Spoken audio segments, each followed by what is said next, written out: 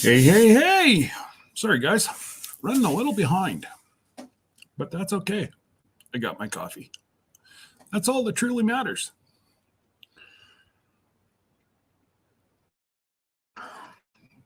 Threw some groceries down my throat as fast as I could.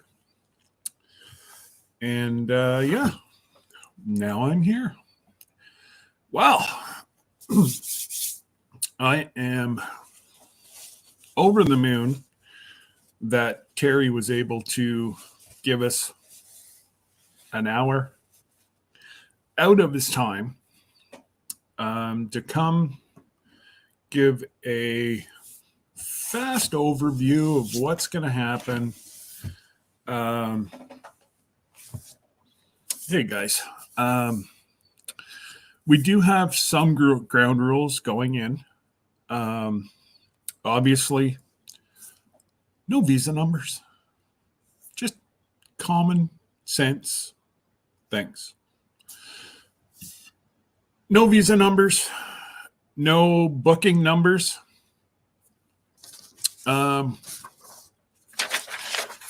do have a list of everybody here who is booked as of last night.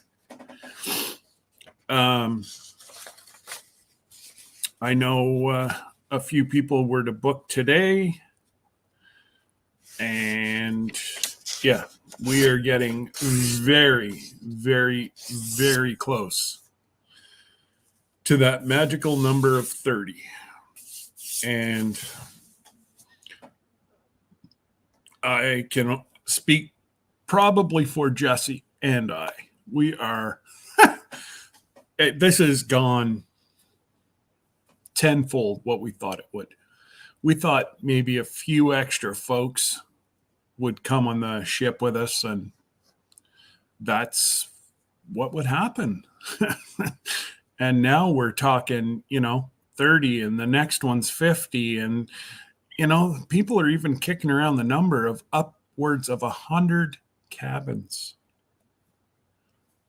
I'm blown away. That's why we did start this 2 years in advance. But I can remember whenever we started talking about it, Jerry was throwing up numbers of like 900 days. Well, we just passed. I don't want to give out the wrong number, but I believe we're 800 today to sail.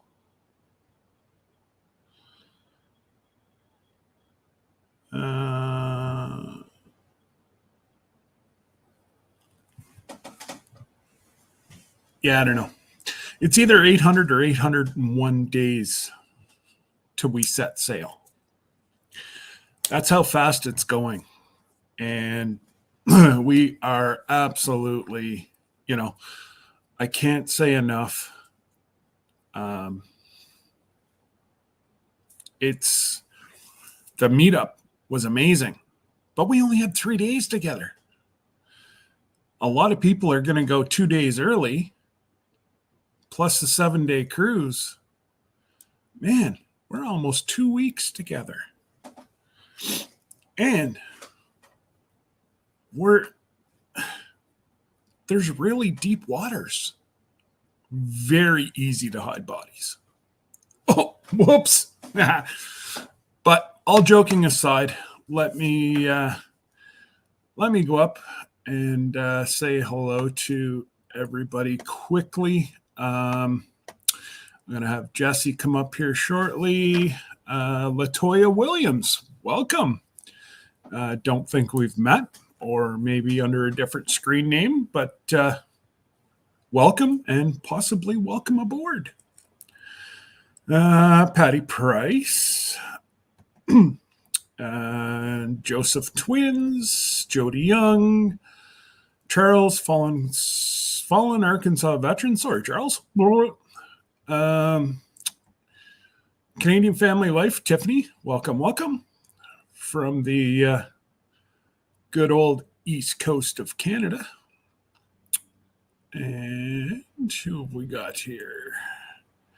Fisherman 506. Lee doesn't have enough time on the water. He's coming cruising with us. I can't wait to meet Lee. Been chatting to him in Tony and Joni's live for forever, and he's just a tremendous supporter. And yeah, a lot of different folks are going to be on the cruise that we're at the meetup. So yeah, I'm sitting here just Jesse and I were talking about it this morning. We were setting things up, making sure everything was going to work okay. And because of NCL rules, Terry cannot come up live. He will be live on my phone reading your comments. He probably is in here right now. But I told him between 1 and 1:05, give me a call. He's going to, I'm going to put him on speakerphone, and we're going to do it that way. So we had a few questions come up. He will go ahead, answer those questions. I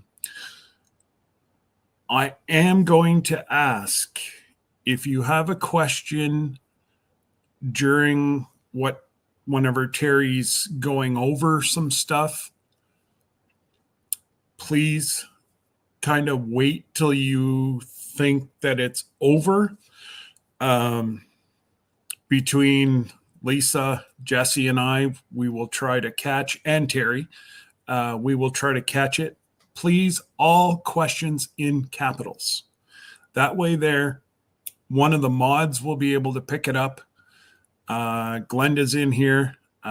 She's only going to be here for a little bit, I do believe. But anyways, mods, if you can, just if we happen to miss something, please flag it for us.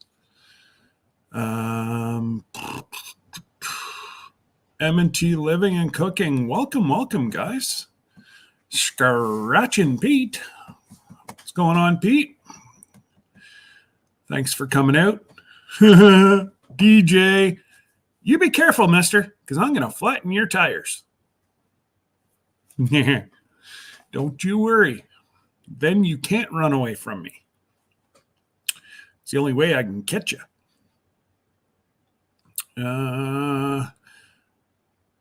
Grayson Fire, or shall I say his royal name, Sir Grayson Fire. Can't wait to spend some time with that man. For those of you that don't know, Sir Grace and myself, because of my spinal issues, I can't race.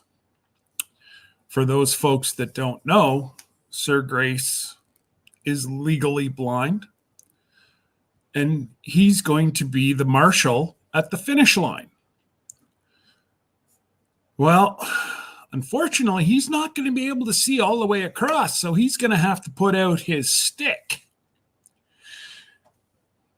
And by the way people scream, ouch, we're going to know who wins. That's what we got planned anyways.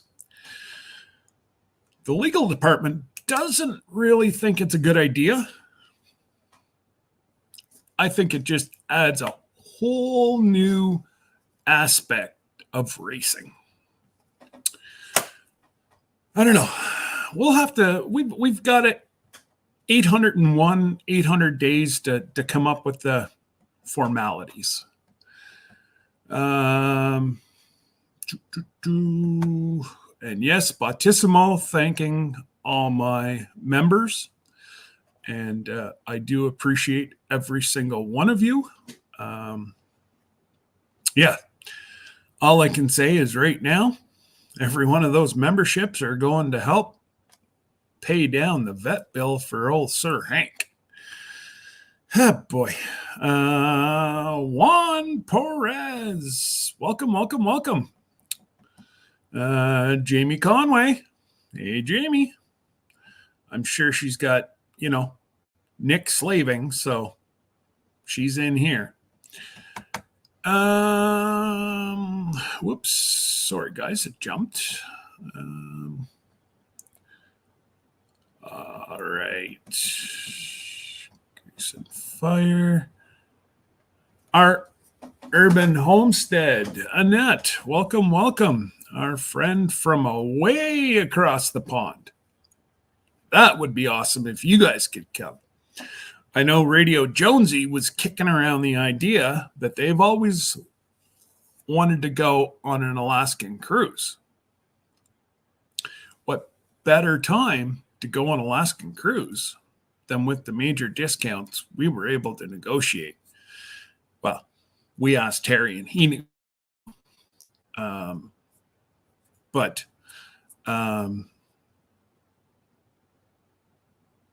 Grace and Fire was at some kind of gathering and was telling a lady who's actually going soon about the kind of pricing we got.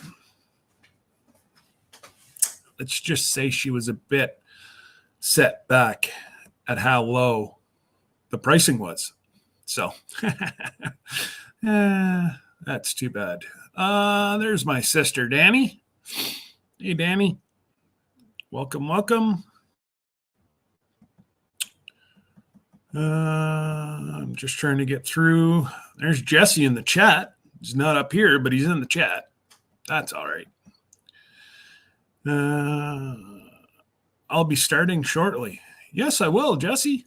I had to throw groceries down my throat. I'm fading away to nothing. Devil Dog, what's up, brother? Sir Grace himself is even in here in his account. G'day, Sir Grace. There's the dynamic duo.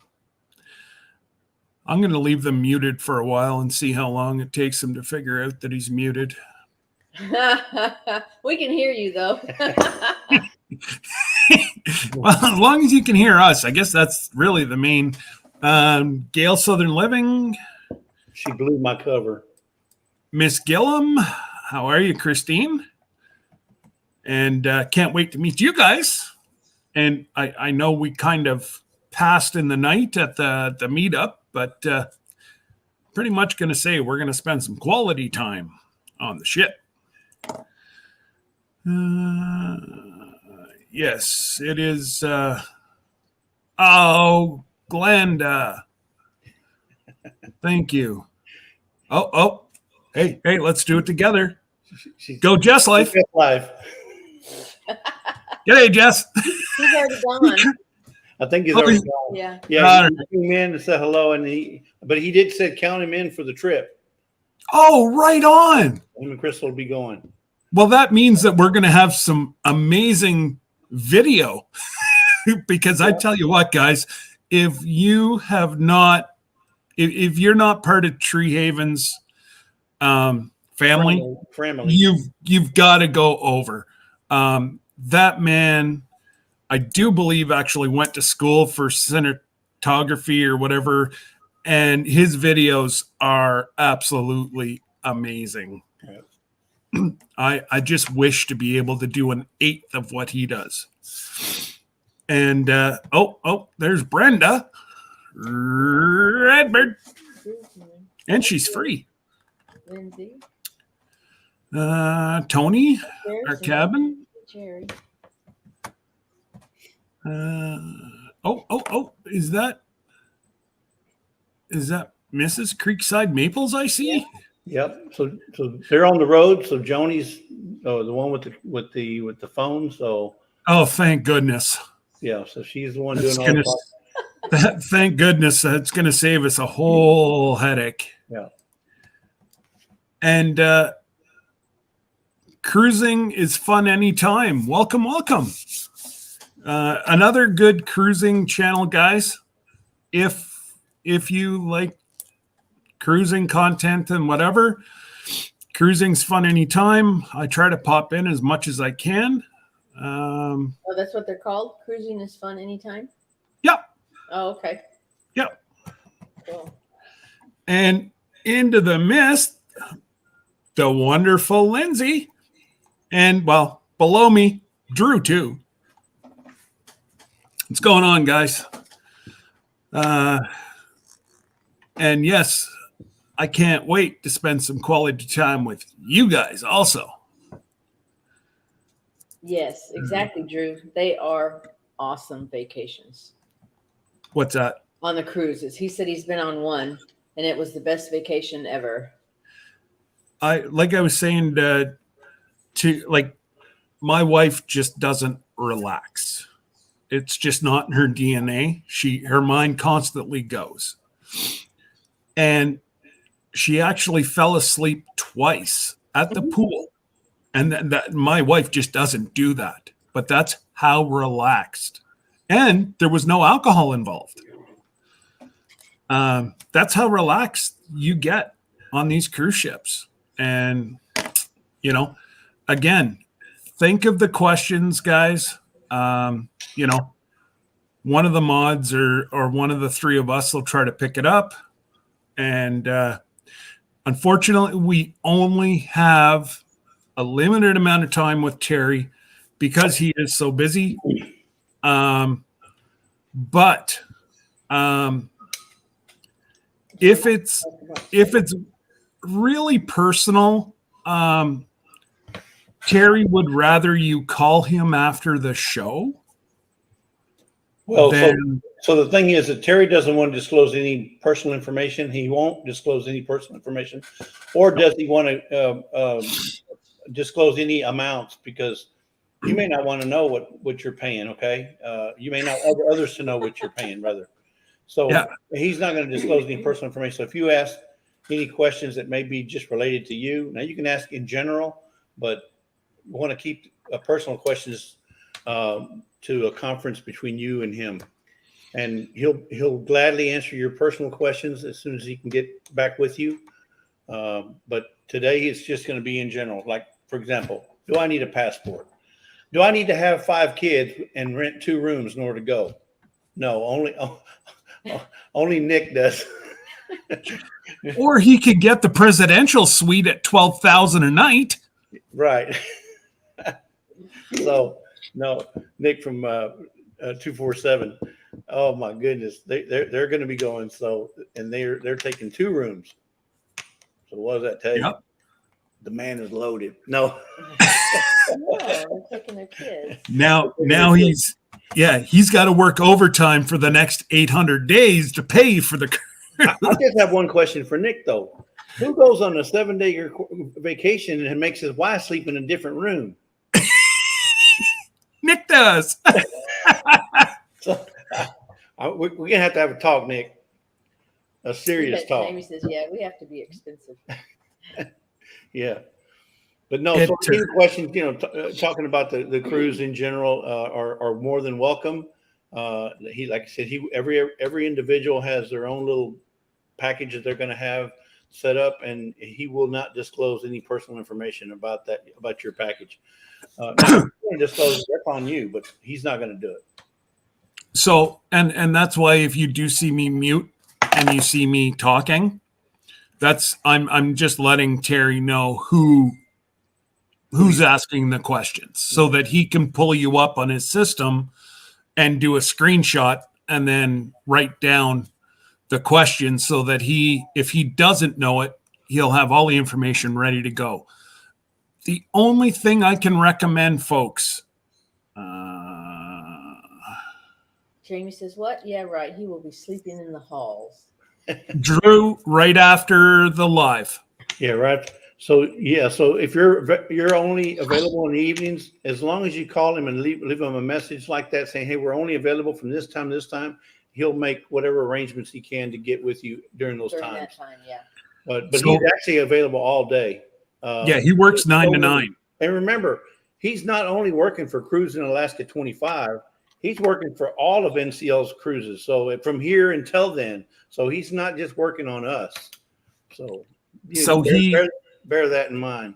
And he's worked for NCL, I think, for about 20 years. So you don't work for a cruise line for that long and not have a plethora of, people that book through you.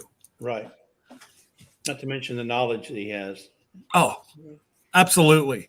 And just to answer one question, and I know he's going to anyways, but yes, we do now have 2 people who are looking after. Terry is our main contact. You will only call Terry. If he's getting backlogged, he will put it off to another lady. So if you get a call back from a Lori from NCL, it is a true person. It's not a scam. The only 2 people that will contact you will be Terry or Lori. And no one, and whenever you first sign up, guys, you will get a sheet with your invoice through the email. Through an email, print it off. If you don't have a printer, go to a library. It's free of charge, or I think it may be 5 cents a copy, but print everything out.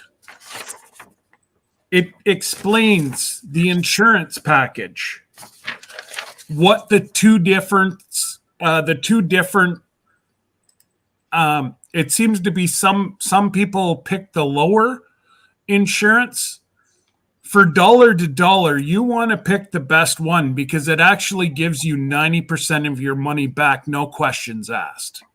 You don't have credit, or you don't get it back on onboard credit or usable credit through NCL. But Terry will go through that again whenever he gives who he is and all that stuff. But print everything out and read it. And you don't have to set up an account, but I strongly recommend you do. Amen. I did too. Because right here on my phone, let me turn down the... everything on your account there, all your amenities, whatever you're getting, and the amounts and totals and what your balance is, how much you've paid and all that. Right. And you can print off everything off the internet. Yep. And like everything's right here. You just click NCL and it tells you 801 days to go, and it tells you the entertainment that's there, the bars and lounges, your dining options. Yeah. Guys, excursions. Do not book the big excursion. We're still working on that, and we will be getting a bigger discount. Okay. It's too early to really book the excursions there because you need to wait until about 12 months, between 9 and 12 months out. The thing is we're working, Scott and I are working with NCL to try to get a discount on our Skagway train trip. That's the only one we're working on. All the other ports of call, you're free to do whatever you want to do. That's on you. You can go excursion, whatever you want to do. We're only doing the one for Skagway that we want to do a group, if you will, a group trip on this train because it goes up into Canada. It does the gold mining, I think, and a few other things. But that's the only one we're working on. We're trying to get a group discount. So don't book for the train just yet. So Jesse brings up a good point. It goes into Canada. You need a passport to go into Canada. If you don't plan on doing the train, you don't need a passport as of this date. Hey, Hank. What's up, bud? And all the passport information is in the documentation that Terry sends you. When you get your email, there's information in there regarding that with links to just about everything. Once you get in there, it'll tell you all about how to do it. And in the U.S., it's like $130, I think, for a passport, Yeah, and it takes a couple of months, so you might want to do it soon. And I don't know what it costs in Canada.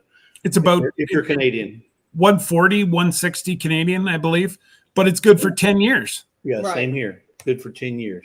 So she is Sunshine. Hello. So Drew, I think we're up to 25 rooms right now. Confirmed. I know more people booked this morning. I think if you want in on the 30, you better book today, because today could be the last day that we hit our 30. Right. So when we do the giveaway for the 30 rooms that we promised, it'll be only for those 30 folks, those 30 rooms that booked. So, and if Terry says you were in the 30, then you'll be eligible. Well, there'll be a special wheel for all those folks that are in the 30 room sign up, because that was our goal. We have to meet that goal. And so if you're in that 30, you'll be eligible for the prizes that we're going to be giving away, the grand prizes. Question though, since Scott and Debbie and us are in that first 30, will you go to 32? Because we're not really, or are we on the wheel too? I just thought of that. I don't know. Yeah, we never discussed that. I don't want to be eligible. So I mean, we can, no, neither do we. So yeah, so the thing is we're doing this. Scott and I are putting this on because we want you guys to sign up, and as a thank you, we want to do the giveaway, which there's some pretty good gifts in there. We want to do this giveaway for all the folks, and it's trip related, folks. And it's not like we're giving away a bottle of vanilla. No, now we can do that too, but that's not what we're talking about. We're talking about trip related gifts, trips for the cruise. Yeah. So, and we want everybody to sign up, obviously, but the first 30 rooms was our goal, and that's why we're going to do a giveaway after 30 rooms. Now we get 40 rooms, 50 rooms. We're going to probably have another giveaway at 50. And then if we get 100, we'd have another giveaway at 100. So, don't think it's going to be the last one. I'd love to have 100 rooms, and so would Terry. If you're listening, Terry, we'd love to have 100 rooms booked. No. Now, do you know this person's real name? She is Sunshine. She lives right here by us. She is a real person, and she is supposedly booked. Okay. If you have a confirmation and emails and stuff from Terry, then you're booked. She is Sunshine. I don't know her real name. Okay. Can you send me an email? And I will verify, because I've got the list right here in front of me on who's booked, who's not booked. But if you've talked to Terry and you have a confirmation number, you are booked. Yeah. And there is a couple people on here that I don't know. So, and again, your information is safe with Jesse and I. We do not, unless we hear you say it online, we don't say who's, like, I have people on this list. I'm not releasing that they're booked because, her initials are MJ. Real initials are MJ. Her initials are MJ. So if you have something in there with an MJ, that's her. Thank you, She is Sunshine. Thank you. We'll say her name is Mary Jane. I don't know. Yes, Drew, it will be a big party. It's going to be a blast. It's going to be awesome. It's going to be you ain't never seen family night like you have. Mike and Terry just ain't going. They're not going to be able to believe how awesome this Alaska trip is. And if you've never been on a cruise, it's even going to be better, because you get first of all, you get to be on your cruise for the first time, and you're going to Alaska. Yeah. So I have a feeling that you've booked through the 800 number, because I have nobody under. So rambling with the brooms at Hotmail or at gmail.com. Jesse, if you can just throw it up and send me an email with your confirmation number, and I will have Terry. And we knew this was going to happen. Terry will do his best to bring you over to us. He said, no, I spoke with Terry and told him about you guys. Oh, she spoke with Terry Yeah, then. she actually spoke. When did you do that? This list is only a couple days old, so if you booked in the last, she may have done it after we got the list. June 13th at 9 o'clock at night is.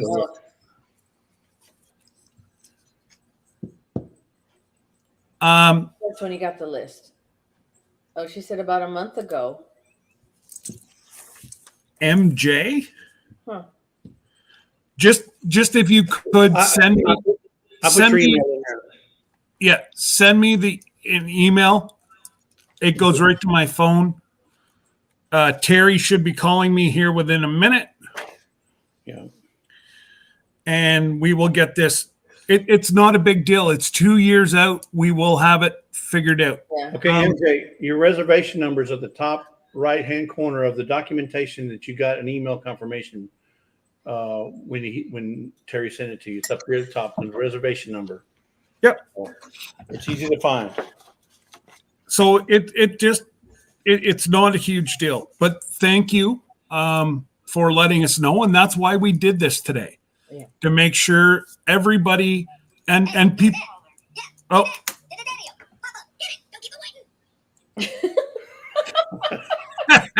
Hey, Terry, Lord, touch him. Help him, Lord. You're live now, bud. Okay. Paul, please. How are you? You on the cruise info. Can everybody hear me? Just give me a second, and if I put you right here, everybody should be able to hear you. Sure. Can you guys hear Terry? Test, 1, 2, 3. Welcome. We can. Yes, we can hear you loud and clear. All right. Good afternoon, everybody. Great to be here. Hey, Terry. I hope you can see us. I hope you have your computer on. No, I can't see you right now. I actually just came. So I'm sorry, I can't see you. I just logged into. I'm just calling directly from my the corporate phone at Norwegian. But as long as you guys can hear me, okay. We're going to go over everything. I got a little agenda today. So without further ado, we can start now, Scott? Yeah, okay. You go right ahead. And if anybody's having a hard time, please type it in the chat. Jesse and I will try to. I've got Terry right beside the speaker, so we should be good. Everybody, you may have to turn up your volume, guys, but let's get this rolling. And if I need to speak a little louder at some point, or if someone texts they can't hear it or something else, we'll try to. I will, Terry. Yep.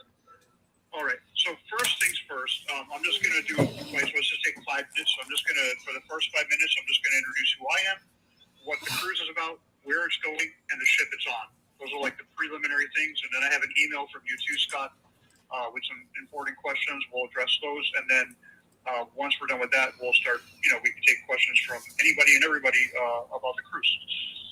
Okay, so first things first. So my name is Terry Svolto. I'm a personal cruise consultant with Norwegian Cruise Line. I have about 3,400 direct guests. Scott and all of you are now part of that.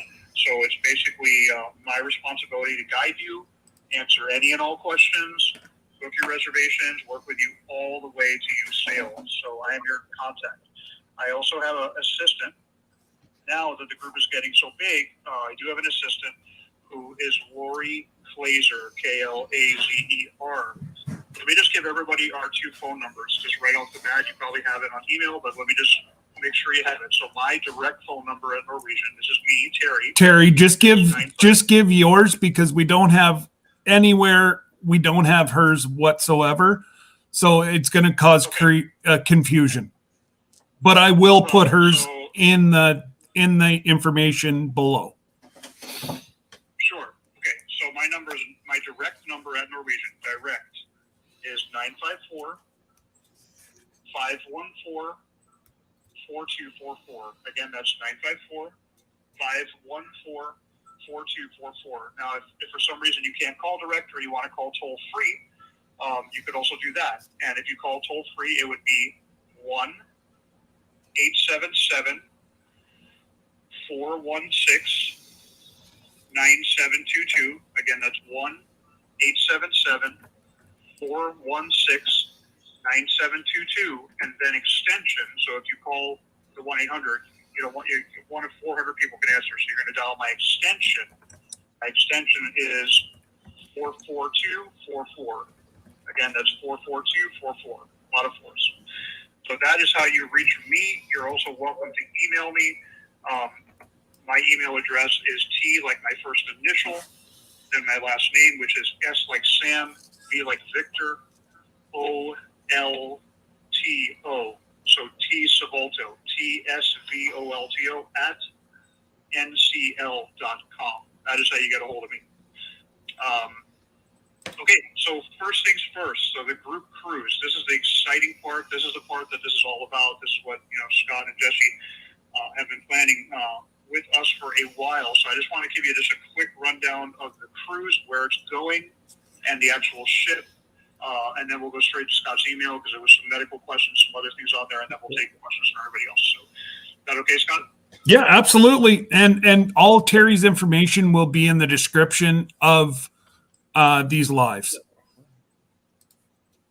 All right. So the cruise is going to be August 24th through August 31st, 2025. So this is a while out. Great that you guys are doing it so early. That's the whole point of having a group. We book groups all the way out till 2026. So Scott and Jesse, by doing that, basically you're able to, by having a group, you're able to book very early, take advantage of additional discounts, get extra perks and amenities, and get prepared for what will be a wonderful event when that day finally comes. So here's the cruise. So for those dates, it's Sunday to Sunday. It's going to leave Seattle. So you can go to Seattle early. I do recommend, just a little side note, if you're flying in, whether you're flying in with Norwegian or flying in on your own, I highly, highly recommend that you fly in at least, the very least, one day early. It's not required. We have thousands of people that fly in a day to cruise, but if you're asking me, I would say it for two reasons. Number one, you're going to mitigate the chance of anything going wrong with the airlines or the pilots or the weather incidents or the airlines dropping the ball. That happens sometimes. So even if you did miss a flight or got delayed, you're still going to get there. You're not going to miss the cruise. So go in a day or two early. Also, if you've never been to Seattle and you want to spend some time in Seattle, remember that Seattle is an embarkation port. So if you don't go early or stay late, you won't see it. So for those reasons, if you're flying in early, or if you're flying in rather, or even driving if you can, I suggest getting there a day early. So the cruise will leave Sunday, Seattle, at 5 p.m. You have to be on the ship the absolute latest by 3 p.m. Seattle time. You can get on as soon as 10 in the morning because the ship pulls in at 6 in the morning, and you can start. You can get on early if you're there. It's another good reason for going early because then you can get on the ship early the next day, and it's going to take you a whole day or more to learn your way around the ship. It's big. So, if you get on early, you have hours before it leaves to enjoy, eat, drink, discover the ship, get acquainted with everything before they even leave. Okay, so you're going to leave Seattle on Sunday. You're going to have one day at sea Monday. When you're on that day at sea Monday, you'll be able to do take part in all the amenities and activities on the ship, which we'll go over in a minute when we get to the ship. So that's a sea day. Tuesday. Okay, so Tuesday is your first stop. You're going to be in Juneau. Juneau is the capital of Alaska, so it has unparalleled glacier viewing from such places as the Juneau Ice Fields, Glacier Bay National Park. It has flight seeing, so there's all kinds of things you could do. Whenever you go to these ports, guys, you can do whatever you want at these ports, or you can do something called excursions or shore excursions. So you have a choice. Now, when we talk about shore excursions, those are activities that you do with the cruise line, like tours, and they could be something as simple as maybe doing a downtown historic tour through Juneau, or something as extreme even as getting in a helicopter and literally flying to the top of a glacier. So there's, panning for gold, majestic sightseeing, all kinds of stuff to do in Juneau, whether you do it on your own or on an excursion. The second stop is Skagway. So that's on Wednesday. Skagway is a very special place. It is from the 1890s, from the original gold rush days, back when about 20,000 gold seekers started going there during that time. and it's been there ever since. Today, all kinds of travelers come to experience Skagway. So basically, it's a beautiful downtown port. So it's really nice. You could literally get off and do your own thing. But they also have access, and probably you've talked about this before, Scott. I'm going to clarify it. They have access to many excursions to Skagway, but one particular one is called the White Scenic Pass Railroad. And that is basically a glass dome top railroad where you go on a ride, and there's two versions of it. One version just goes into the Alaskan bush for a while. You go like around, you go through Alaska on land, and you see different things. I do believe it has a couple stops. And then there's another version of it that's longer. That's like 6 hours, which actually crosses into Canada. And then you do like panning for gold. You do a salmon bake. You do other stops. So there's two versions of it, but that is something that is exclusively in Skagway, as well as other things. And I'll give you guys a couple ways that you could search for excursions as well, so you can get acquainted with them. We'll go over that in a couple minutes when we get to the ship. So next day, Thursday is going to be a day of cruising through Glacier Bay. So Glacier Bay National Park is, if you can believe it, over 3 million acres. You're talking about snow-capped mountains, magnificent, huge ice glaciers, abundant wildlife, and basically it's only accessible through land and sea, so you're going to be cruising through Glacier Bay National Park the entire day, daytime, for the whole day Thursday. So that's really cool. That's like, all the stunning picturesque views you're going to see right from the ship the whole day in Glacier Bay. Friday, you guys are going to go to Ketchikan. Ketchikan is a special town. It's interesting because they have like their own sports there. So depending what you're in, like, if you go to Miami, you're going to see football and hockey. We have the Florida Panthers and, the Miami Heat, and depending what sports you're into. But in Ketchikan, their sport is actually called lumberjacking. So they actually have a famous lumberjack show in Ketchikan, and it's like the Olympics, So and there's other things you could do in Ketchikan as well. You guys will be there. It's a shorter day in Ketchikan. It's from about 7 to 1:30, but you'll be able to either do the lumberjack show or go around town or even do some things on your own. And then the last day of the cruise, Saturday, you're going to have an evening in Victoria, British Columbia. Victoria, British Columbia, you'll be able to go down to Bastion Square. They have their own Chinatown there. They have their own boardwalk on the inner harbor. And it's an evening there, so you'll be there for about at least 4 hours on that evening of the last night of the cruise. And then you're going to be back in Seattle on Sunday, and you're going to get off the ship, and you'll see how fast the week goes by. So that is the itinerary. Now let's just talk briefly about the ship, because I want you guys to picture exactly what this ship is like, especially if you've never been on a cruise before. So this is the Norwegian Encore, and it is one of our newer ships, and it's a mega ship, and it's super modern. It's one of our largest ships. The Encore is, with a couple of its other sister ships, specifically built for Alaska. So for a couple of reasons. So every year it's there for 6 months. It's built for Alaska. So this is how you picture the Encore. It's like a small city you're going to be in for a week. It's 20 stories tall. It has 21 bars and restaurants. It has one of the unique things about the Encore is it has a huge observation deck at the front of the ship. So when I say huge, I'm not exaggerating. I mean 30-foot tall, ceiling to floor glass, 180 degrees around, could fit 100 people. It also has Starbucks and a piano bar and a full liquor bar in there. I mean, it's nice. So the point of the observation deck is, Alaska is not going to be like beach weather. When you're going, it's going to be like in the 50s and 60s. So sometime you might want to be outside, but sometime you might want to be inside and still seeing everything, but in more of a temperature-controlled environment. So that's why you have the observation deck, observation lounge. Now, in addition to that, for sightseeing on the ship, there's also on Deck 8 something called the waterfront. And you'll see all this with a link.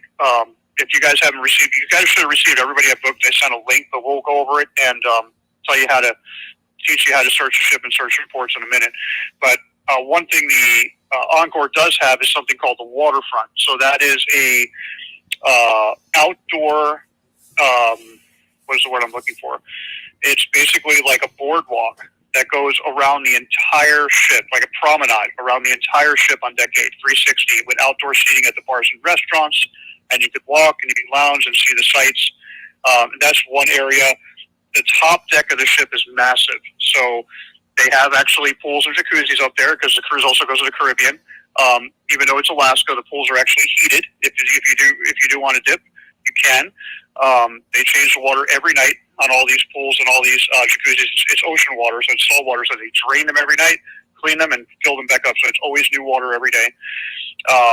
Depending what type of activities you're into, the Encore also has a bunch of top deck activities as well, like an actual racetrack with real race cars that can go up to 40 miles an hour, depending on what you drive.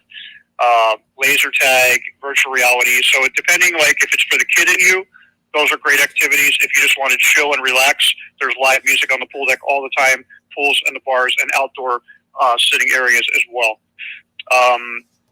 What other activities on the ship? So you're going to have the largest casino at sea, if you're into that. You're going to have the largest thermal spa, so the thermal suite spa at sea. That's like an area of the ship. It's a huge area that you have to have a pass for, and passes are by the day. And in that area, you're going to have access to like all the mosaic ceramic heated chairs up by the windows, the Japanese plunge pools. It has a salt room and a snow room and a sauna. So that's kind of like this, the thermal suite. So largest one at sea, largest casino at sea, largest theater at sea. We have a theater that holds over 1,000 people, real licensed Broadway shows. If you're into that, real live music, no matter what kind of music you're into, you're going to find there rock and roll, country, hip hop, jazz, duets, all kinds of live music, clubs, comedy clubs. So it's extensive, the amount of entertainment that's included. This is all included in your cruise fare, by the way. All this entertainment, all these activities. There's one or two activities on the ship that do cost, like the racetrack has a fee. There's maybe one dinner show that has a fee, but I would say 95% of all your activities and entertainment on the ship are included in your cruise. So there's no charge for any of that. Stores on board. 21 different bars. No, sorry, not 20, 21 bars and restaurants, about 11 different bars. So all kinds of bars, depending what you drink. If you like wine, we actually have a wine cellar on board. If you like beer, the ship has its own brewery. If you like mojitos, they have a mojito bar where they make mojitos in front of you from scratch with all the real herbs and the real deal, not something out of a can. I mean, so it's really nice. And then last but not least, let's talk about dining. So there's two kinds of dining on the ship: main dining and specialty dining. So if you and you'll see this when you go on the website, but if anyone's taking notes, maybe just draw a line down the center of the page. Main dining, specialty dining. Here's the difference. So main dining is, or it's called complimentary dining, is all included in your cruise fare. So on this ship, there are, believe it or not, 3 main dining rooms. 3. They're all included. They're full service, sit down, really nice linen, waiters, maitre d', I mean, the whole thing. Breakfast, lunch, and dinner, anytime, sit down, full service dining. There's also a buffet, which is very simple, easy, long hours, a very large buffet. The buffet is really nice, but if you don't want to sit down all the time or be as formal, you can just go to the buffet whenever you want and literally just get whatever you want. There's also a 24-hour operation on board. It's called the Local, L-O-C-A-L, the Local, and it's kind of like the local pub. It's a large pub, or bar for another word, but it also serves breakfast, lunch, and dinner, more pub style, but that's also included in your cruise fare. And also you'll see on the top deck, there's like a barbecue. That's all included. So that being said, that's main dining. 3 dining rooms, buffet, the local, and the barbecue, all included in your cruise fare, done. Now, specialty dining. In addition to all the main dining we just talked about, there's about 10 specialty restaurants on this ship. and they're very themed, and they charge.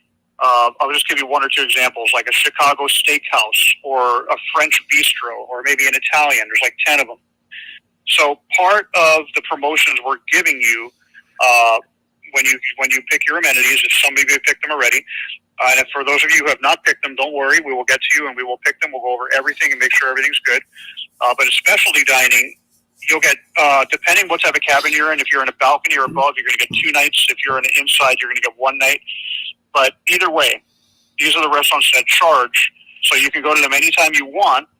There is a charge for them. They're very fixed, they're very themed, but we're going to give you some free specialty dining anyway. So that's kind of, the ship in a nutshell. Well, just how do you guys see this stuff? Here, let me just address this quickly.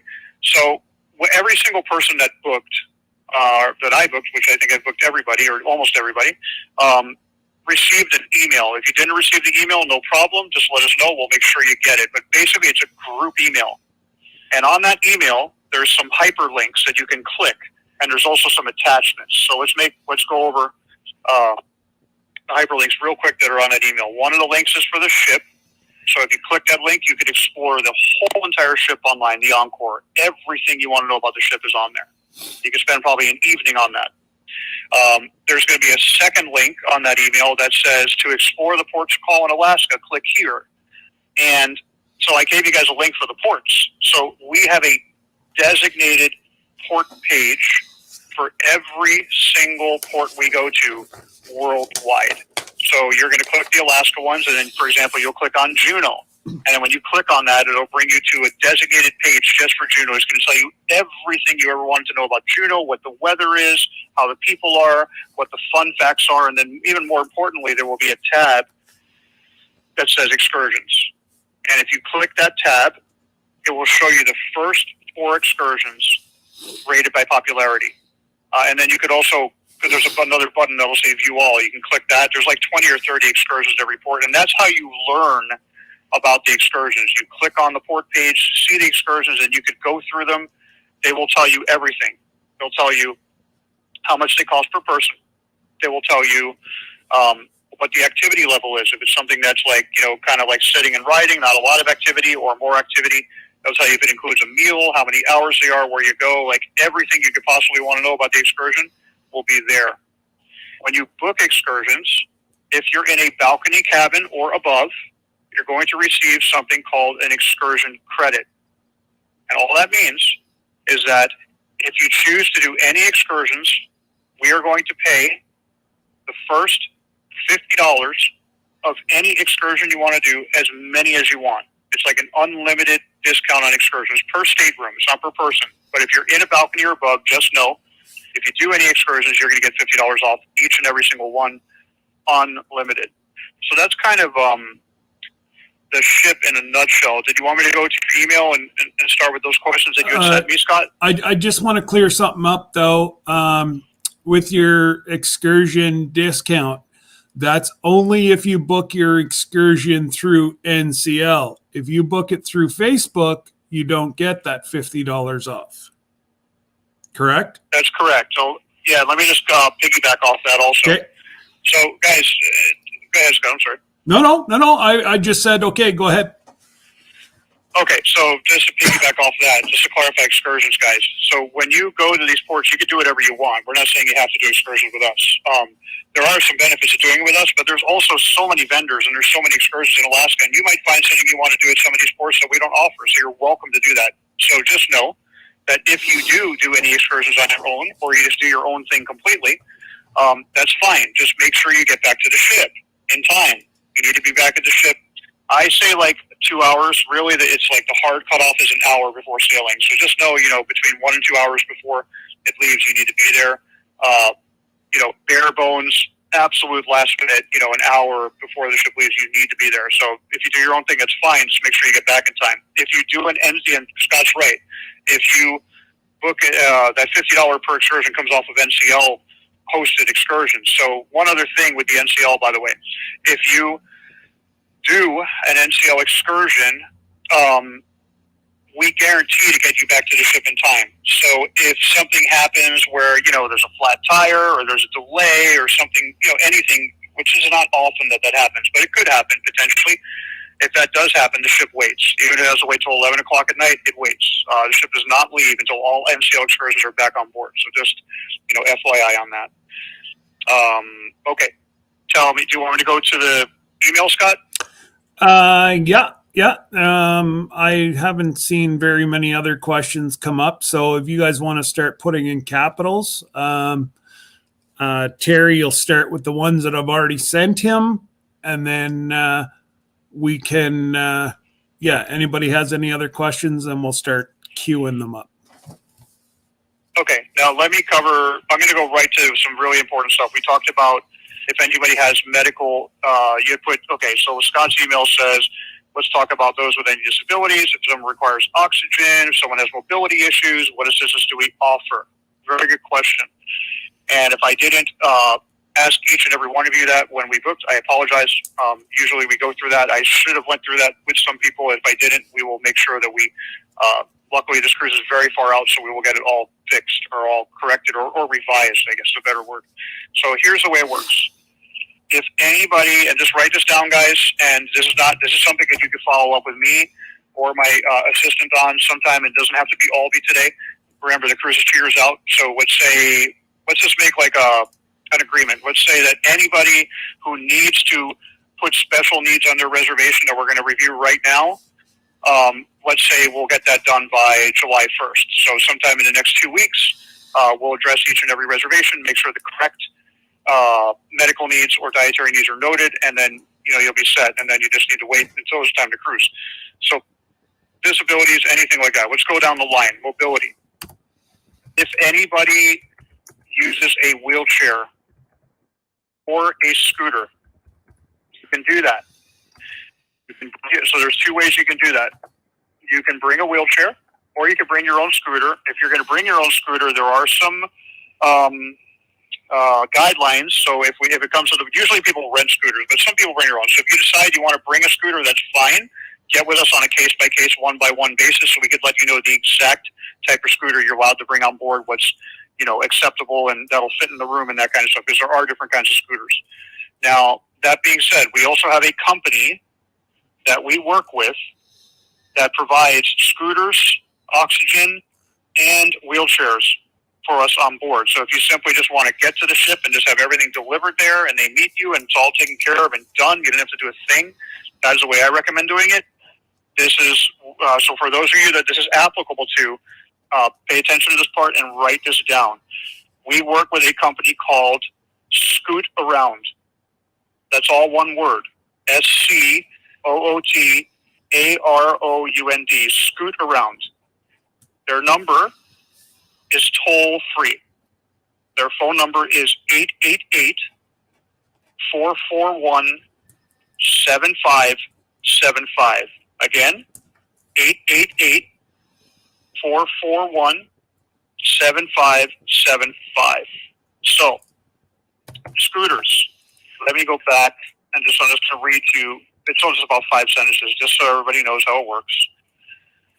1 second, please.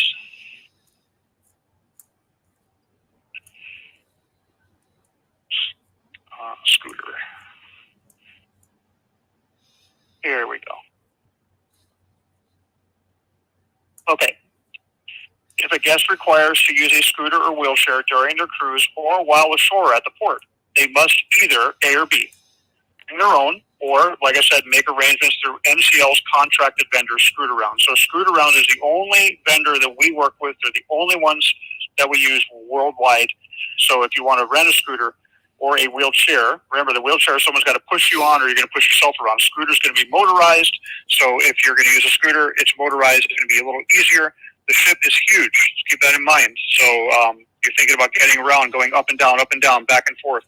A scooter or wheelchair. A scooter might be a little faster. Oxygen. Let's talk about oxygen real quick, because Scott had written. So if anybody requires oxygen, pay attention. This is for you, this info. Oxygen users. Okay. So it says, Norwegian does not provide oxygen. Guests must bring their own or make arrangements for it to be delivered to the ship. I highly recommend you just have it delivered to the ship. I don't know a lot about oxygen, so I'm just going to read you 3 bullet points that are written here, and you'll probably know what it means if you're an oxygen user. It says concentrators are allowed. It says the largest tank of compressed oxygen allowed is a size D, and there is no liquid oxygen allowed.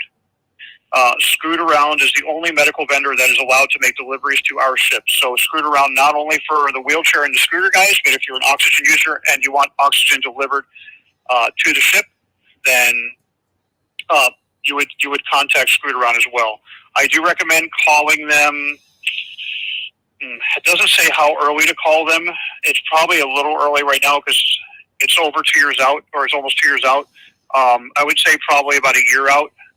But if anybody wants to call them prior to that, and just kind of find out, like, how early can I reserve my scooter? Maybe Scott, I don't know if maybe you want to just maybe reach out if you could, just to kind of say, hey, like, what's the earliest that, people could rent the scooter and reserve it and guarantee it, or oxygen, et cetera, and they'll let you know when to call back by to do that. Yeah, that's okay. Yeah, one of us will reach out for that. We've got a bunch of questions now, Terry. So whenever you're ready, I'll start with the easiest. So let me just. Oh, sorry. Let me just. I have one more question on your email about internet. So let me just clarify internet, guys. For those of you that are getting free internet and that would like to upgrade, here's how it works. So, depending on what kind of cabin you're in, most of you are going to get some free internet from us. And free internet is basically a free Wi-Fi. So just so you know, the free Wi-Fi works. You're going to get 300 minutes per stateroom, 2 devices. That means 2 of you can log in, 150 minutes each. You can control the minutes by logging in and out of the Wi-Fi on the app. So you have a Norwegian app on your phone or your device, whatever you're using. And the way you control those minutes is when you're going to use the internet, you log in, and when you're done, log out so you don't burn your minutes, and you'll actually see how many minutes you have left. Eventually, depending how much you use the internet, it's going to run out. So if you decide that you want to upgrade to unlimited Wi-Fi, you can do that. You have a choice. There's 2 kinds of unlimited Wi-Fi. So if you want to make a little note, let's just say regular and let's say premium. That's the two distinguished words, regular and premium. Regular unlimited Wi-Fi would be for searching the internet, doing emails, sending a text through Messenger or through WhatsApp, not a voice call, but like a text, simple stuff. You could look at a couple videos probably with the regular internet, but it'll be spotty. It will not stream smooth. So depending what you're trying to do, regular internet might be a fit for you, it might not. Premium internet, unlimited. If you're trying to stream, if you're trying to do, obviously, Scott, if you're going to do a podcast or you guys are going to do a live, then you need the premium internet. But but as far as for all the rest of your guests, if you're going to watch movies, if you're going to try to do like a FaceTime call, or not a FaceTime call, I'm sorry. What is it? iPhone Messenger call, or like, I'm not sure if all of you are familiar, there's an app called WhatsApp that you can do voice calls through the internet. So if you're trying to do like a voice or a video call through the internet, if you're trying to watch videos on YouTube, if you're trying to, post stuff on Facebook or Snapchat or one of these 50,000 apps that people use now that post everything that they're doing, videos, you need to have the premium for that. Otherwise, it will not work. You can upgrade at a discount. Not to confuse anybody, but I want to be clear on how the upgrade works. You have a choice, and it doesn't matter which one you pick, whether you pick regular or premium unlimited internet, you have a choice. So the choice is A, 1 device, or B, 2 devices. So if you do A, 1 device, what that means is you're only going to pay for 1. You're not going to have to pay double. You could still have 2 devices use it, so it still allows you to have a second device, even if you only upgrade for 1 device. But what happens is it's the way where it splits, where to clarify, if you only upgrade 1 device to unlimited, it's 1 device at a time. So in other words, if there's 2 of you in the room and you upgrade for 1 device unlimited, then 1 of you at a time could go in. So in other words, if John is on the internet and then Jane gets on the internet, it's going to kick him off and vice versa. So it's still unlimited, and you could use 2 devices, but it's 1 at a time. Or if you upgrade to regular or premium, either one, 2 devices, then both devices are completely unlimited, independent of each other with their own logins. That's the way that works. As far as pricing, I can give you the pricing of what it is right now. I'm not sure if that will change because this cruise is so far out, but let me just give you an idea of what it would cost. If you do the regular internet for one device, this is unlimited, by the way, not, just upgrading off the free. If you do the regular internet for one device, it would be $109 for the entire cruise. If you do the regular internet for two devices, it would be $218 for the entire cruise. So same thing, unlimited, one or two devices. If you decide to do the premium one second, guys. Sorry, let me just change it to the. It's all good. Premium. Thank you. Hold on. Okay, if you decide to do the premium one,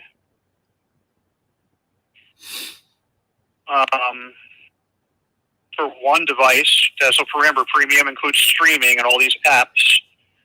It would be $179 for one device, or I believe it's double for two. Let me double check. Actually, let me just pretend to put two on here. So that's a with your major reservation here, Scott. That's a major discount, Miss Ann, from what I had told you yesterday, or what I just told Drew now. Because if you go on the website, I forgot that we get a discount because they already take the 300 and they add it, so that's the discount. So yeah, $179. Correct. And you're talking to a whole bunch of YouTubers, right? So we're gonna want streaming for $179. Okay, so then this is how you do it. So automatically skip the regular one. You guys are going to be doing streaming and stuff like that.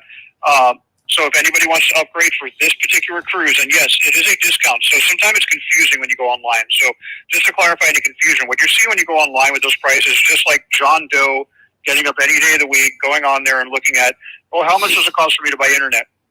But when you upgrade it off of the free internet, pre-cruise, the highlight here is pre-cruise. In other words, in advance of embarkation day, it is discounted. So just kind of write down, it's $179 for the whole cruise, premium unlimited Wi-Fi for one device, or it would just be $359, which is basically $179 twice to do two devices, unlimited premium streaming Wi-Fi the whole cruise. Okay. I think we're good on your email, Scott, because I answered the excursion credit in reverse order. We went over the medical. Oh, one other thing, guys. Sorry. Dietary is important.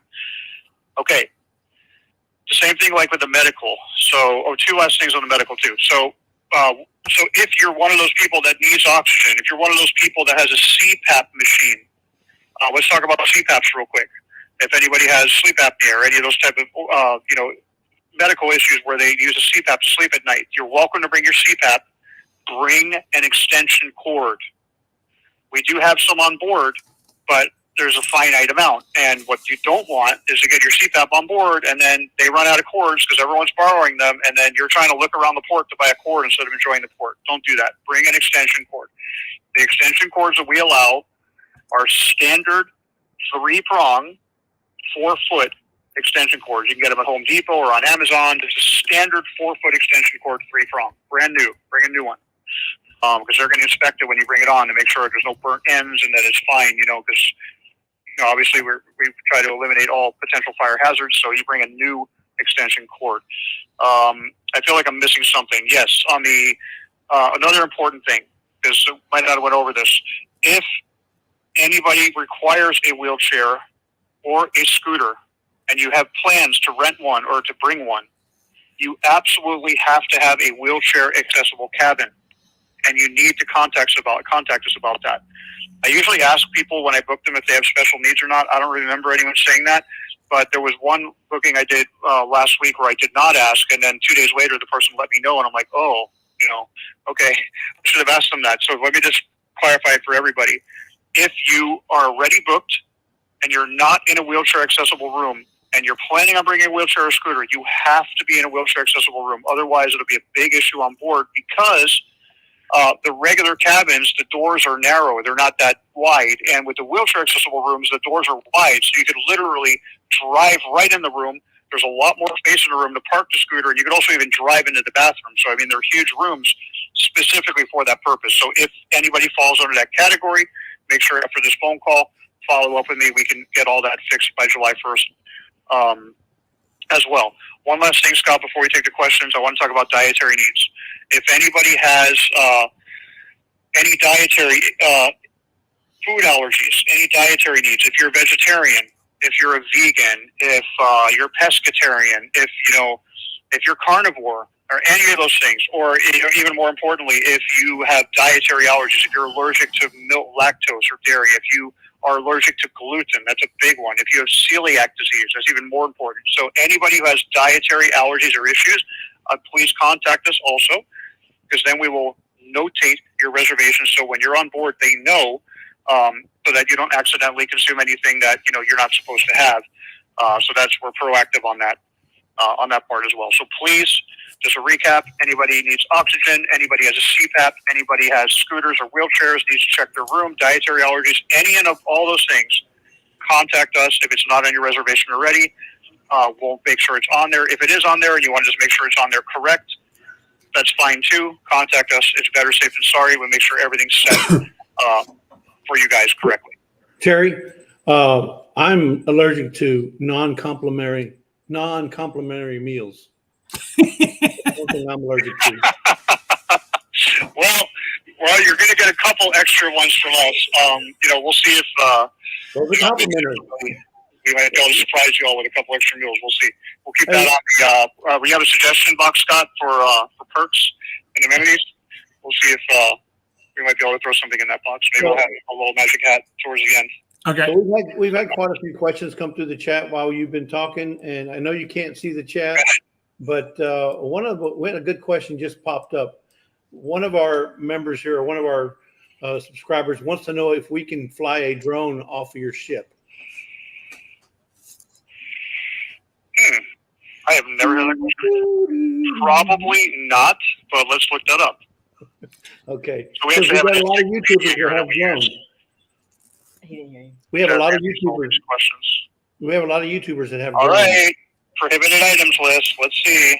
I don't know. My guess is that you probably can't fly a drone. That would be really cool, thinking about that in Glacier Bay National Park. Now that I think about that, that would probably be really cool. They're making videos. Let's see. I'm just reading through all the prohibited items. I think it would be restricted, but if you did have a drone on the ship, I think that if it landed in the water, the person who owned it had to swim out there and get it into Glacier Bay. Just saying. You're gonna have to go. It might be really cool. You know what? This is really interesting, guys. I don't see that listed as a prohibited item, but don't everybody go out and buy a drone. Let me make a note, and since that is not, I'm just reading this quickly. Oh, wait, here we go. Nope, I'm sorry, guys. Okay. Number 22 on the prohibited items list. Any remote controlled or autonomously flying devices, toys, objects, or drones. No, sorry. Okay. I kind of figured it was an FCC kind of prohibited. Is a shot in the dark. I could just see that Drew would go around and like face the captain face to face and kind of wave with his drone at him. So yeah, up at the dock, at the deck. Yeah, and then imagine if we had drones, like then everybody's going to be flying drones around, or maybe not everybody, but all the drone people. And that probably could be an issue. No drones. I'm sorry. Okay, so we got the drone, we got the internet. I know this one, but I'll let you answer it. Dress code for meals. I'm not wearing a dress code. Okay. Oh, perfect. So if you've never cruised before, you're not going to know the difference. But if you ever have cruised before, I'll clarify for you. And so this will be either new information or somewhat new information. Okay. So we do freestyle cruising Norwegian. So what that means is with us, you do what you want, when you want, however you want, with whoever you want, however you want. We don't have any pre-assigned group seatings. We don't have any early, late seatings, dinners, pre-assigned, none of that. We don't have any dress codes. There's no, you have to be in a shirt and tie and a coat. There's none of that. Now, that being said, there are many, I don't want to make it seem like it's just, the whole thing's a beach trip either. There are many people on the ship. You'll probably see usually on most of our cruises about half the people really dress up a lot and about half really don't. And just could care less about that. There are nights on the ship that can be somewhat more formal. where they'll have pictures. Like there'll be opportunities 2 or 3 nights on the ship to do all kinds of beautiful pictures around the ship with the professional photographers. There's certain nights on the ship where they'll have very themed activities. Like if you're into this, guys, so whoever's into like going to a club at night, they have something called the white party. It's called the glow party now, but basically everybody dresses in white, and it's on the top deck of the ship, on the back of the ship at night, late, with all kinds of glow sticks, and it's like a club basically on the back of the ship outdoors at night. It's awesome if you're into it. There are nights where you could dress up beautifully and take pictures and go and be formal. It's just not required. So regardless of whether that's going on or not, it's up to you whether you want to partake in that or not. So you don't have to, and you're welcome to if you want. You can go all out and get a tuxedo if you want, but it's not required. As far as just regular dress code, we're going to say vacation casual, laid back vacation casual. If anyone's not sure what vacation casual is, I'm not being sarcastic. Literally go on Google or ask Siri or on your phone, what does vacation casual mean? In a nutshell, what it's going to mean is, guys, it could be jeans or pants. I'm talking like at night, like going to dinner, going to the main dining rooms. The buffet doesn't really matter. Obviously, you need to have a shirt and shoes, but you could literally go with your bathing suit and a t-shirt and flip-flops into the buffet. But for the main dining rooms, there's technically no dress code enforced, but just being mindful of kind of like the environment, I would say vacation casual. So ladies, it can be, depending what you like, if you're going to wear pants and a shirt, or if it's skirts or a dress, it doesn't matter. Shoes, obviously. For men, it could be pants or jeans. You could wear shorts if you want. Some people like to wear shorts that are like longer shorts, even cargos. Full shoes, not barefoot or anything like that in the dining room, or just it doesn't matter what kind of shoes. They could be sneakers, boat shoes, dress shoes, whatever you like. And then as far as tops for men, I would say technically you could wear a t-shirt to the dining room. I wouldn't wear a t-shirt to Cagney's. It's just such a nice environment. It's just, the atmosphere is just so nice. So I would say polo shirt. Doesn't have to be the polo brand, but a polo golf shirt, that type of shirt with a collar, or a button-down shirt, jeans, and pretty simple. So that would be like the low end, the easy end, the loose end, and then the tight end would be like if you want to dress up with a coat and jacket, a suit, or a sport coat with some nice slacks and a shirt. You can do all of the above. So just remember, like, no bathing suits, t-shirts in the dining rooms. But other than that, it's pretty laid back. It's really up to you how you feel comfortable in your house, or when you go out with your family. Is pretty much how you could dress on the ship. So I found whenever we were with NCL in January, if you went to like a specialty dining, you tended to dress up a little better than you would in the buffet. But even for the main dining room, the Manhattan room, you dressed a little more formal than what you did in the two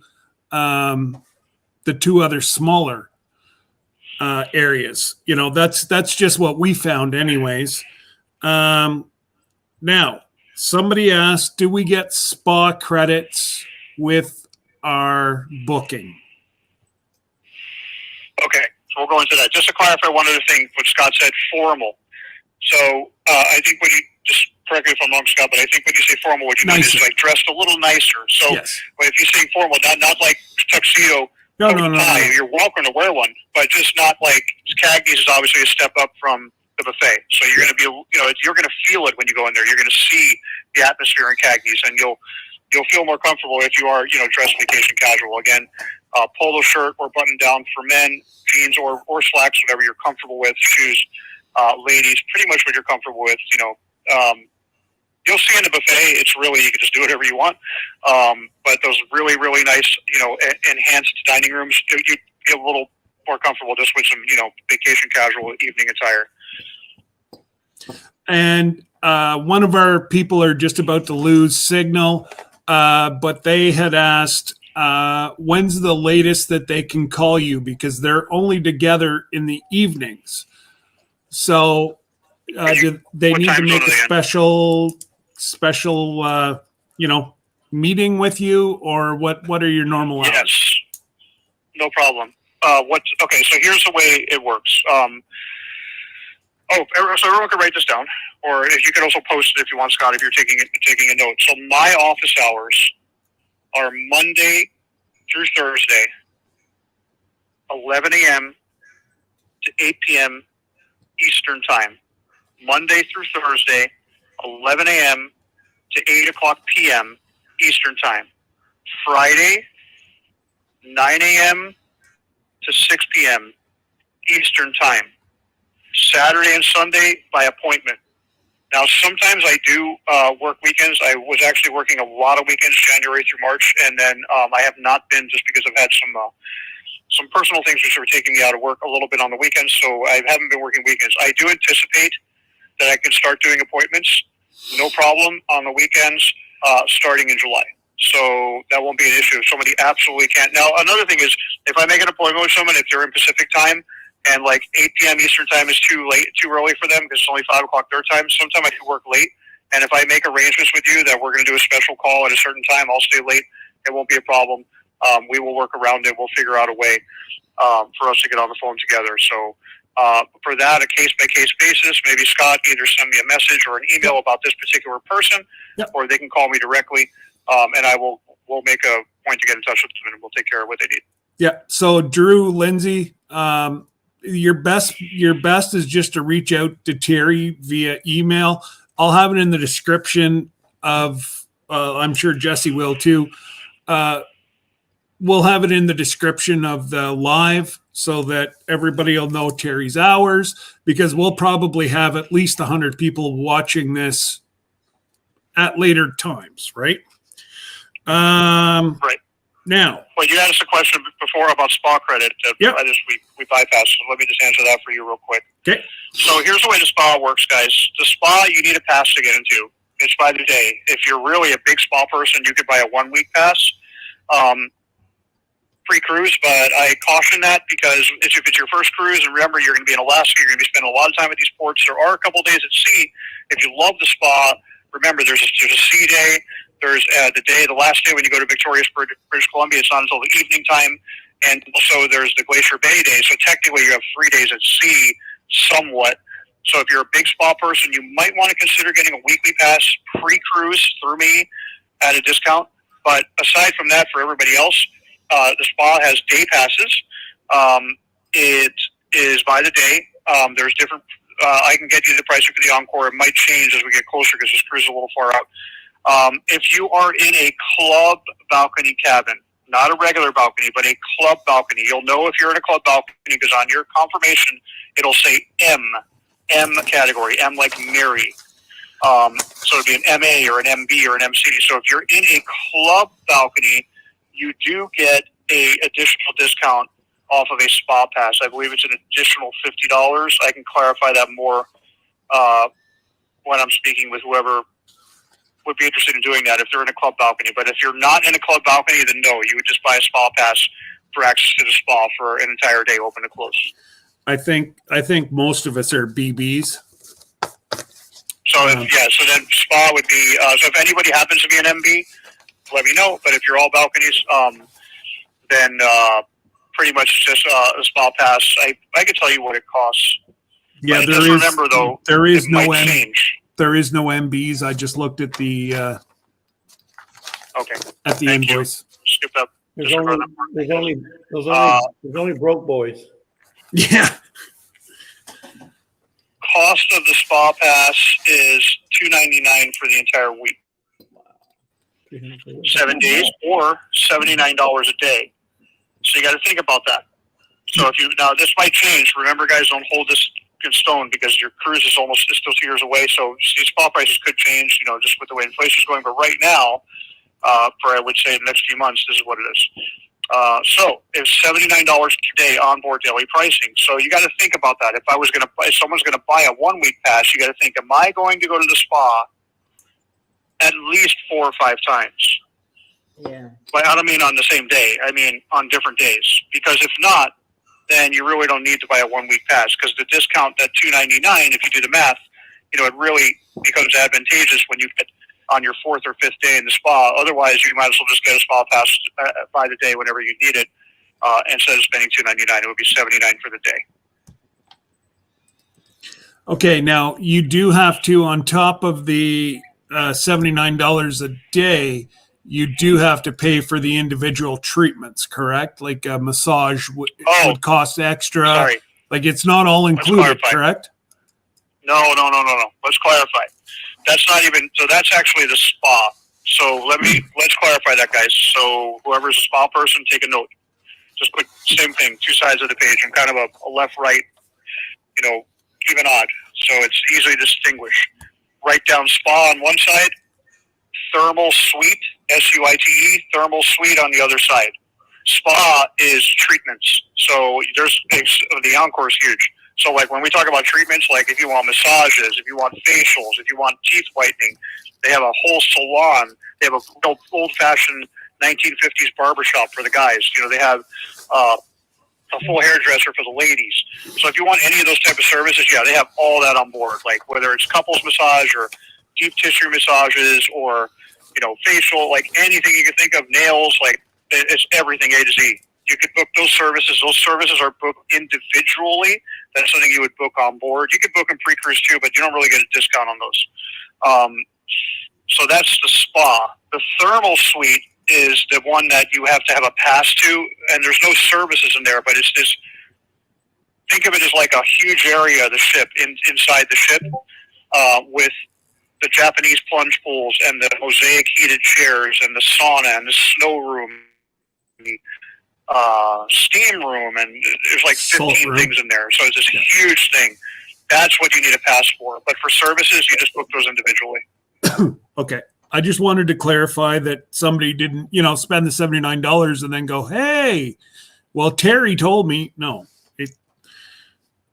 $79 gives you access to the thermal suite to go in and out on your own from open to close on that particular day as you want, to do whatever you want, to use any of those facilities as you please. Services are individually booked, and their pricing depends on the exact service and what you're doing, but they have the whole entire hours that the spa is open, they also offer those services, but those are individual as opposed to the thermal suite, which is just one price for the day. You go in and out as you want. Okay. And I have one question left that I saw. Inside. I have one other important thing I want to clarify for everybody after that question. But go ahead, Scott. Okay. Inside handicap room, do they get the $50 per excursion, or is it only balconies? So regardless of whether the room is wheelchair accessible or not, that's a separate thing. So it's separate, guys, whether it's wheelchair accessible or not, has nothing to do with the perks and the promotions. All we're saying, when you have wheelchair, so there's inside rooms and there's wheelchair accessible inside rooms. Either one, if it's an inside room, whether it's wheelchair accessible or not, gets the same amenities. Same thing with the balconies. Balcony cabin, whether it's wheelchair accessible or not, is a balcony cabin. Still a balcony cabin. Gets that type of amenities. So with the list that you guys see, A and B, this is pretty much the way it works. If you're in a balcony or above, you can pick 4 from list A or list B plus a bonus. If you're in an inside room, you can pick 2 plus a bonus. So usually, let's talk about the inside rooms. Usually, what I will advise, if somebody is in an inside room and they're only going to pick 2, the bonus automatically, I always give people, you'll see if you look on the bonus, there's like 5 choices. I always, by default, unless someone specifically tells me not to, I always just by default give them $100 onboard credit. Because with onboard credit, it's like cash. You can do whatever you want with it. You can take your onboard credit and go to the casino. You can go to the spa, buy a spa pass. You can get more internet. You can buy specialty dining. You can go to the stores. You can do anything you want. Go to Starbucks, like anything you want.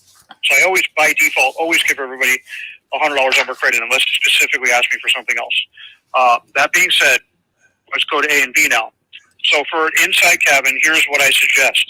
If you drink alcohol, then do alcohol and dining, unlimited open bar and dining. And if that's the case, if you're that person and you're an inside cabin and you drink, then you will not get the $50 excursion credit. But don't feel like you're missing out on too much. Here's why, especially if you drink alcohol. One of the reasons we give less promotions on the inside cabin is because the inside cabin is significantly less money than the balcony cabin. It could be $1,000, $1,500, $2,000 difference. So it's just different. If you drink alcohol, though, I highly recommend you take the open bar and don't worry about the excursion credit, because the amount of money you're going to save by having free open bar is going to probably be quadruple or 5 or 6 times what that excursion credit would be. So if you drink, here's a rule. Sorry if taking too much time, Scott, but just two last things here, and in case there's more questions, though. No, good. Okay, let me clarify open bar for everybody. This is what I suggest. I know some of you have spoken to me, some of you have not spoken to anybody, some of you spoke to Lori. Even if everything's already been set on your reservation, guess what? If you want to make any changes, guys, we have like a year and a half to make changes. So nothing's set in stone. We can fix anything or change anything. Here's the open bar, my rule for open bar. This is just my rule, but this is what I advise my guests. If you drink at least 2 or 3 alcoholic beverages a day, I'm not talking about soda, alcoholic beverages a day, then you should have open bar. Take it one step, and I'll tell you why. This is kind of clarify complimentary beverages. I think I went over this with Jesse yesterday, the day before when I spoke, but just so everybody can hear this. Complimentary beverages on board, guys, are going to be water, milk, coffee, regular and decaf, hot tea, iced tea, iced tea, sweetened and unsweetened is what I meant to say, sweetened and unsweetened, and also some juices. Not fresh squeezed juices, but some juices like orange, cranberry, lemonade, like simple juices. But those are all complimentary, the whole cruise. Now, soda's a charge, but if you're a soda drinker, you don't necessarily need to have open bar. So again, here's where you want to have open bar. If you drink at least 2, I would say even 3, but bare minimum 2 alcoholic beverages a day. What are alcoholic beverages? Shots, so like hard liquor, beer, wine, mixed drinks, daiquiris, frozen daiquiris, virgin daiquiris as well, just in case, and soda, a combination of soda, because also soda is included on the open bar as well. Here's why. The way we handle gratuity, it's a free open bar, but we do charge gratuity. The way we handle gratuity when you have 3,000 people with unlimited open bar at 21 venues, the way we handle it is simple. We just do a flat gratuity per person per day. So the gratuity on open bar, so that's why some of you also, if we assigned your perks, you might have seen your reservation go up slightly. That's most likely, and if there's an error, we'll fix it, but most likely it's because the gratuity for the open bar got put on there when we gave you open bar. So gratuity is $21 a day. If you were to buy 2 drinks a la carte, you're going to spend between $24 and $30. So by the time you've consumed a drink and a half, you've already beat the gratuity, which is why I say if you're going to drink at least 2 drinks a day, get open bar. You could have 10 or 12. It doesn't matter. If you're that person that doesn't drink 2 drinks a day, like maybe you have 1 glass of wine at dinner, or maybe you have a pina colada twice on the entire cruise. If you're that person, you do not need open bar. Then you would pick from Group B, and then with Group B, usually what we will give you as a substitute for the open bar will be an additional $100 on board credit. So you have $200 on board credit, which you could do whatever you want with. And I believe you could pick the excursion credit as well. We'd have to look at that when we get to there, but that's kind of the deciding factor for open bar, guys. If you have any more questions, Scott, let me know, because I have one more very important thing I want to go over with everybody. Nope, you go right ahead, sir. Okay, so this is very important, guys. I want to clarify required travel documents. I did go over this with everybody I booked, but sometime when we book a cruise, especially if you're a first timer, it's so much information. It's like information overload, in 45 minutes. I send you an email and there's a lot to review. So let me clarify for you what required travel documents are. To sail on this cruise, you do either A or B. A, U.S. passport, valid U.S. passport that is valid, through the date of the cruise at bare minimum. We try to have it valid a little longer than that, but just a valid U.S. passport, that's all you need to get on the cruise. Now, if you don't have a passport, no problem. You have 2 choices. You have 2 years to get one. It doesn't take more than 3 months to get a passport, so you have plenty of time to get one if you want. Or, if the cruise starts and ends in the same U.S. port, in this case it's round trip from Seattle, then you do not have to have a passport. You can sail with either a driver's license, or a valid driver's license, obviously in force, not expired, or if you don't drive, a photo ID from your state. So let's say you live in Texas, then you could bring your Texas state ID, photo ID. So it's either you bring a government issued ID or driver's license, and your birth certificate. It has to be a real birth certificate, either your original or a certified copy. It has to have the watermark on it, so it can't be a photocopy because we have to prove your citizenship. So either A, passport, or B, driver's license and birth certificate. One side note on that, even though it's not required to have a passport, there is one excursion on this cruise that what we talked about earlier in Skagway, that White Scenic Pass Railroad. There's two versions of it. The 2.5-hour version of the White Scenic Pass Railroad only is in Alaska. It's short. But there's the longer version on the White Scenic Pass Railroad. It's about 6.5 hours. And on that particular version, that one goes into Canada on land. And because the train physically crosses the boundaries into Canada, on that one excursion, to get on that train in Skagway, you have to have a passport. So if you don't have a passport, it's not going to stop you going on the cruise. But to do that one excursion, you do need it. So you have a couple years, either get a passport, or at bare minimum, you could still sail no problem, state ID, and real birth certificate. Now, just to add on top of that, Terry, what about children? Because is there any special requirements for children? We have some grandparents that are possibly bringing their grandchildren. Do they need any special thing, or So very important. Yes, good question, Scott. It's very important. Let's go over that right now. Hold on, let me just pull that up. I will send you this in an email, Scott, in writing, that you could either, I'm not sure if you have a way to post it on the group page, or you could forward it to everybody, but I will send this to you. It's important. Okay. So, all right. So if a child, let me just kind of read it to you guys. Okay, so if a minor is, so when I say minor, I mean under the age of 18. If a minor is traveling with at least one parent or legal guardian, that's fine. But if a minor is traveling, let's say the grandparents are bringing the grandkids, and neither one of the biological parents are going on the cruise, then it says, for guests under the age of 18 traveling with an accompanying adult who is not the minor's parent or legal guardian, so grandparents, even though you're a grandparent, you're not the actual biological parent. Unless you happen to be the legal guardian and the child lives with you full time, that's different. But if you're just taking your grandkids with you and their parents are living, then this would apply to you. We need you to have a parent-guardian consent form that authorizes the minor to travel and further authorizes medical treatment in case of an emergency. It must be delivered to the NCL representative at the pier for check-in. Failure to produce this would be denial of embarkation. So if you are a grandparent, or if you are a person that's traveling with your family and you have one of your kids' friends going that you're not the biological parent of, then you have to have a parent-guardian consent form filled out for the child. Additionally, there's one other thing that you need to do.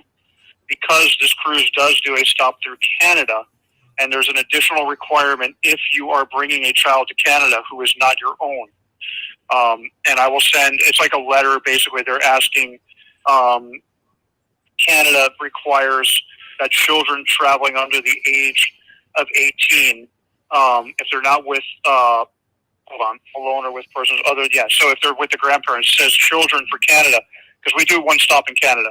So it also says Canada entry requirements stipulate that a child under the age of 18 traveling alone or with persons other than both parents should be in possession of a letter, preferably notarized, from the legal guardian or from their biological parent, saying they're authorized to travel with this person. So let's say, grandma is Jane Doe. So then the child would get a letter from the parent authorizing the child to travel with Grandma Jane Doe to Canada, the name and phone number of the parent and guardian, how long they're going to be in Canada for. So we'll help you with that. But basically, sorry, probably too much information. But basically, if you have kids that you're going to sail with you that are under 18 that are not your biological children, then yes, you need to have a parent consent form, and you also need to have a letter authorizing, giving them permission to go to Canada with you. We will get that information to you. That is something that you will bring to the pier. I suggest printing it. I also suggest taking a photo of it on your phone, because you never know, God forbid, if it gets lost. one cool thing, guys, that you can do also, which I use myself, to always have a backup in case, you ever lose something. Let's say you lose something in important documents. You can go on your phone, and there's a free app that you could download called Genius Scan. 2 words. Genius, like a genius, and Scan, S-C-A-N. If you download that app, Genius Scan, it is a free scanner that you can put on any smartphone. And basically what you do is you could take a picture of your consent form, or you can take a picture of your passport. You can take a picture of any of those things, and it will automatically turn it into a PDF document you could save and email yourself and have a record of. That way, if you ever lose that stuff, you have a digital image of it that's printable and emailable. So I suggest downloading Genius Scan. If you are one of those people that has a minor traveling with you that you're not the biological parent of, we will get that information to you, and you'll have everything you need so the child can travel with you. And you just a side note, guys, you don't have to worry about losing your documentation or carrying cash. Each room comes with a safe, and nobody can get into your safe. Whenever you get into your room, your safe will be open. Whenever you close it, you have to enter your password twice. Then that's your password for the week. Every time you open it, you have to reset that password. So there's no chance of anybody ever getting your documentation, but you will. Each room does have a safe on NCL. Yes, and that's normally what I do too, Scott. Every time I cruise, since you're on that, let's just, since there's a lot of new people here, here's this important, guys. When you travel, so I know we're just a little premature, but it's good to have this information.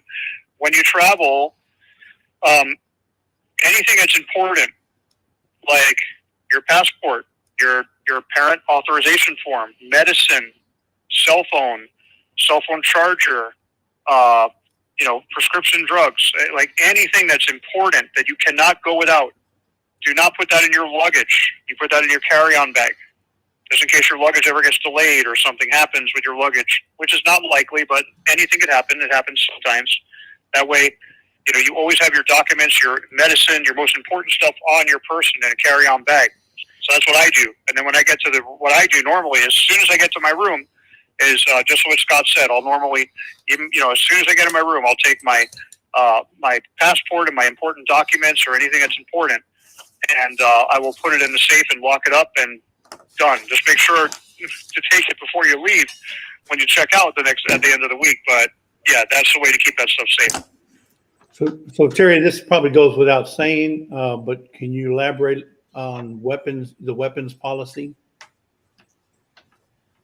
Sure. Yeah, absolutely. Let me go back. I mean, it's probably pretty cut and dry. You should not take any weapons on the cruise.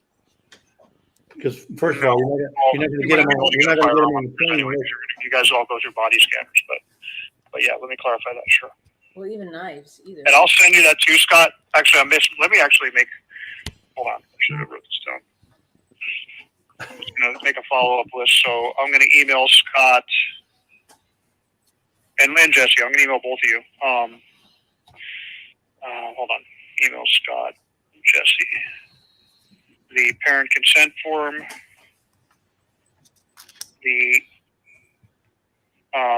minors, I'm going to say parent consent form and info of exactly what to do. Yep. Minors traveling through Canada. Form, info rather, not form. And then prohibited items list. Prohibited items list. And I'm also going to send you, Scott and Jesse, a snip. I'm just going to copy and paste the information for scoot around and for wheelchair and oxygen. And let me just put medical equipment. Yeah. Okay, so Scott and Jesse, I'll be following up and sending you an email with the parent consent form and the info that goes with it for those people that apply to it. Also for those people that happen to have minors going, the Canada information they need. I'll send you a prohibited items list and all the stuff we just talked about today with the medical equipment. As far as, they're very specific about this. let's see. Okay, so prohibited items, all illegal drugs and narcotics, all firearms, including replicas, all BBs and air pellets and rifles, any projectile weapon, even paintball guns, all ammunition and replicas, all explosives, of course. No fireworks, no pyrotechnics, guys, no flares, no martial art weapons, knives, open razors, swords, spears, spear guns, crossbows. They're very, very clear about this. Brass knuckles, blunt weapons. So yeah, no weapons, guys, please. No weapons. It doesn't specify slingshot. Well, no, it says any other, in quote unquote, any other projectile type weapon. There you go. Yeah, we're talking to homesteader. Yeah, we're talking about homesteading. You can't hunt off the ship, and if you get that upset at somebody, then go to the observation lounge. But no, you guys you're gonna be having so much fun. You won't even be thinking about that. But yeah, there's other things that are, not just weapons, obviously, but there's other things that are prohibited too, like emergency positioning, radio beacons, candles. Candles are a big no-no. Nothing with fire. We didn't even have gas stoves or gas ovens on the ship. Everything's electric. So no lithium batteries. So I'll send it to you. And guys, it's whenever he says there's no flame, there is no flame. The number one killer on sea is fire. Yes. Very careful about that. Yeah, there's no flames. Like if you watch anything, number one, they practice putting out fires all the time. But so Terry, I just want to thank you so much. This was so informative, and we were able to do everything all at once. And this will be encapsulated until we go. So we will be able to send everybody over to these two lives, and they're going to be able to get, I'm going to say 90%, if not 99% of their questions answered just from this 1 hour and a half long thing. There's some stuff. Cora, there is smoking areas only. Don't get caught smoking on your balcony, because you'll be on the next port and you will have to pay for your way home. Yeah. Well, you're not supposed to smoke. That's true. You're not supposed to smoke on your balcony. This is true. There are smoking areas on the ship. I don't know if technically they would throw you off the ship, but it's not good. And there could be fines. And yeah, so now there are smoking areas on the ship, guys, for anyone who's a smoker. Real quick. So we actually even have a cigar lounge. So if you're a cigar smoker, we have a whole humidor, cigar lounge, whiskey bar, the whole deal. Like with the cigars, everything indoors. Of course, it's sealed, and so it's just in that one bar. For some reason, I don't know why, because it's full of smoke. But cigarettes are not allowed in there for some reason. But it's cigars. Wow. Now, as far as cigarette smokers, if you smoke cigarettes, if we have designated outdoor areas on the ship, but we also have an area of the casino that if you want to smoke indoors, there's a huge area of the casino for smokers, and then there's even a non-smoking area of the casino, which is behind sealed doors, so it is separated. But indoors, pretty much casino or the cigar lounge. Outdoors, there are designated areas on the top decks for smoking, and they're clearly labeled, and you could also ask anybody on board, and they will direct you where to go for that. Yeah. So yeah, it was the whole outside edge of the casino on the breakaway. That was the smoking area. There's about 4 different machines out, and that's where you were allowed to smoke. So if it was pouring rain, you didn't have to go outside. You just had to throw a couple dollars in a machine, and you never know. You might or not. Yeah, you might win, or if you just want to watch other people play, you can walk around and smoke. I mean, the casino is one of those areas that's open to smoking, and 99%, I'm 99.999% sure there is also on the Encore a non-smoking casino area as well for people who don't want that. But most of the casino is open for smoking. Awesome.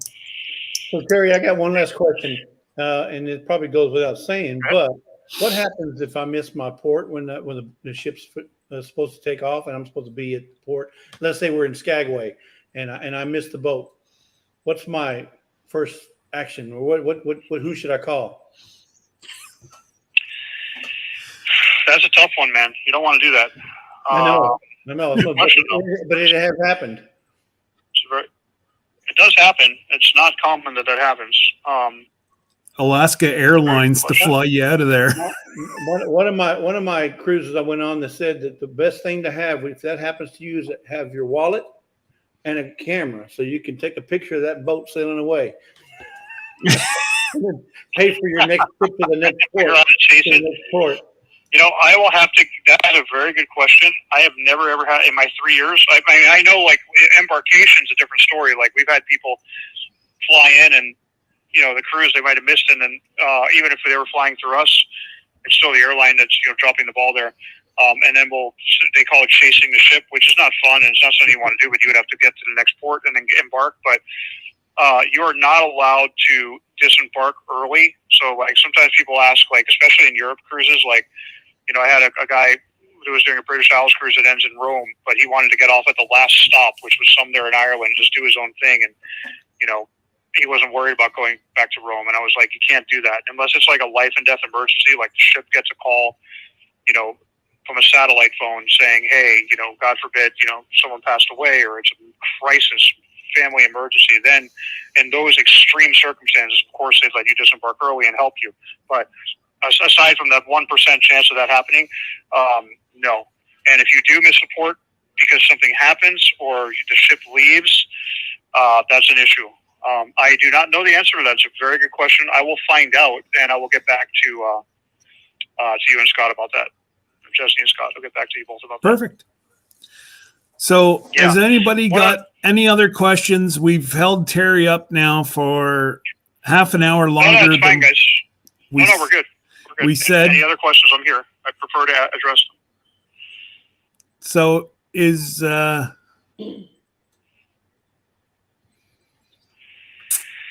I'm just trying to no, Scott, Jen, it's all good. While you're waiting, I just had a question for you. Yep, go. Okay, so as far as my assistance information, will you put that on there also just for like, because here's what's going to happen. For the next 2 weeks, for these people that are already booked, I'm pretty much going to handle getting all their stuff cleaned up and fixed. But sometimes, you might not be able to reach me initially, or if it's something simple, even down the road, do you want to supply her information as a backup, as a secondary person? Because she will be involved with the group, especially the newer people coming on board in the next year or two as we book. But for this existing group, at least right now, do you want to just put her information as a secondary contact, or you prefer to leave me for now? Well, no, we can start adding her. I just don't want people to get confused is all. Because we can add her going forward. Yeah. We'll add her going forward, but unfortunately you're on 100% of all. Oh, sorry, buddy. Everybody from today back. Yeah. Okay, so let's do that. Let's say anybody who's already booked, who has questions, who needs to have something cleaned up, who needs to have something fixed and clarified, have them call me. I would still like that, and then moving forward, obviously, because we're going to get to a lot more cabins. We might get to 50, 100 cabins on this cruise. She will be, very involved when we get to that level. Moving forward, as far as helping with the new bookings, this will not be playing catch up like we are now. But that being said, maybe so everybody knows how to reach me. I already gave my phone number. I have my email. You have it posted all over your website. If you'd like, at some point, maybe just put as a backup. If for some reason you can't reach Terry initially and you have to talk to somebody that day, or you just can't wait, call Lori as a backup. She will help, but initially call me as the first point of contact, at least for these first 20 cabins that are already booked. So what I'll do is I will add it in the description here. Hey, get down. That, if for some reason you're having a hard time contacting Terry, contact Lori and here's her email. First point of contact is Terry, but if you're having issues, please call Lori. Does that sound good? That'll be for these people that are booked already, right? At this point, like the 22 cabins? Yep. Okay, and then I know that's really relevant right now because these are the people that are already booked, that have been booked for a few months or just booked in the last week or two. And then I guess we'll tune that up or maybe adjust it moving forward in a couple months, you know, as the group is totally new, because we're going to get these 22 cabins, all these people that are on with us now, we're going to get all this completely done and set. And then there'll be, then you guys just got to wait the time. You know, we got to wait till 2025, but at least we'll be doing planning along the way.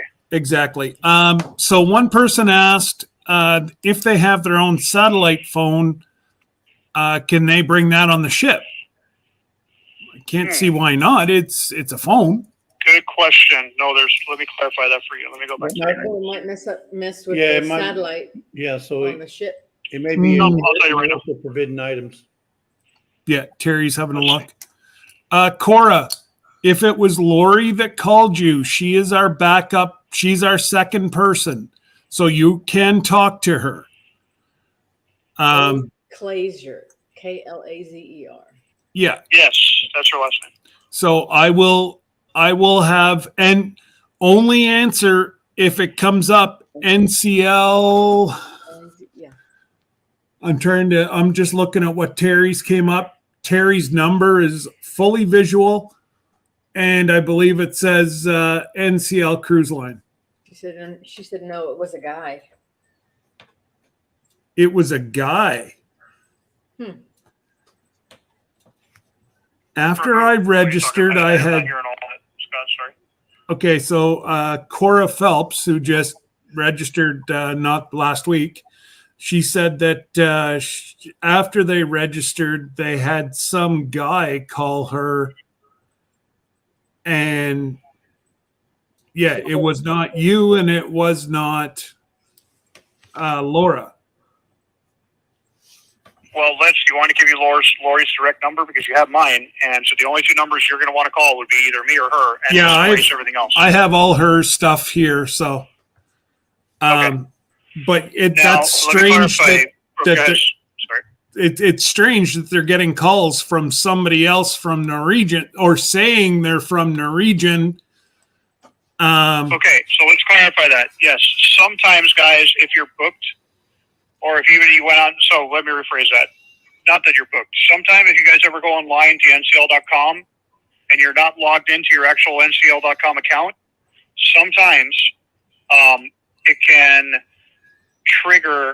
Sometimes if you go on NCL.com and you're not logged into your account, if you're just going on the website and playing around or looking at stuff or looking at those links, if you're clicking those links I sent you, but you're not actually logged into your NCL.com or you never even created an NCL.com account. Sometimes, if you go online, or not sometimes, all the time, if you go on NCL.com, it's going to be annoying. So all these pop-up boxes are going to come up. And if you actually take and fill out one of those pop-up boxes, it's going to prompt somebody to call you. And the reason why is the computer doesn't know.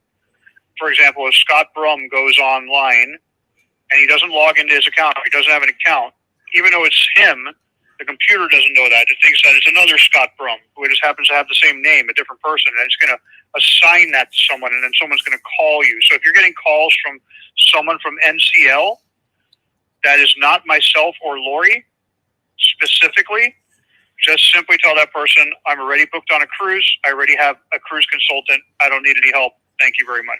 Goodbye. There you go. Because sometimes they will call, and it's not that they're doing that on purpose. Sometimes the computer will just send your information to them to introduce themselves, and sometimes they might even know you're booked. So that's more of a computer thing. Okay, so there you go, Cora. You did the right thing, and by telling them that you've already booked with somebody else. So yeah, and no you can even problem. tell the name. Say, I'm booked with Terry Svolto, or I'm booked with Lori Klazer. I'm all set. I have a cruise consultant. Thank you very much, and please, make note. And then they should delete you, and you shouldn't get any more calls. But that does happen sometimes, guys. You know what? Two last things, Scott, because I want to clarify. Do we still have a couple more minutes with you guys on your show? You could go all afternoon, brother. I just don't want you to waste your afternoon whenever you can be making. No, but this isn't a waste. This is my time is for you guys. Perfect. I want to really, and also since you have a record of this now, Yep. You'll be able to refer back to this, and you can even refer back to it and send people clips like, hey, I had this question. Okay, go to minute, 45 minutes and 30 seconds to answer that question, Okay. So, okay, about the phones. This is going to be on the list, so you might want to post the prohibited items list on your group page, but it does say emergency position indicating radio beacons, ham radios, satellite phones, transformers, lasers, and laser pointers, any form of also radio or telephone signal jamming equipment. So no, don't bring it.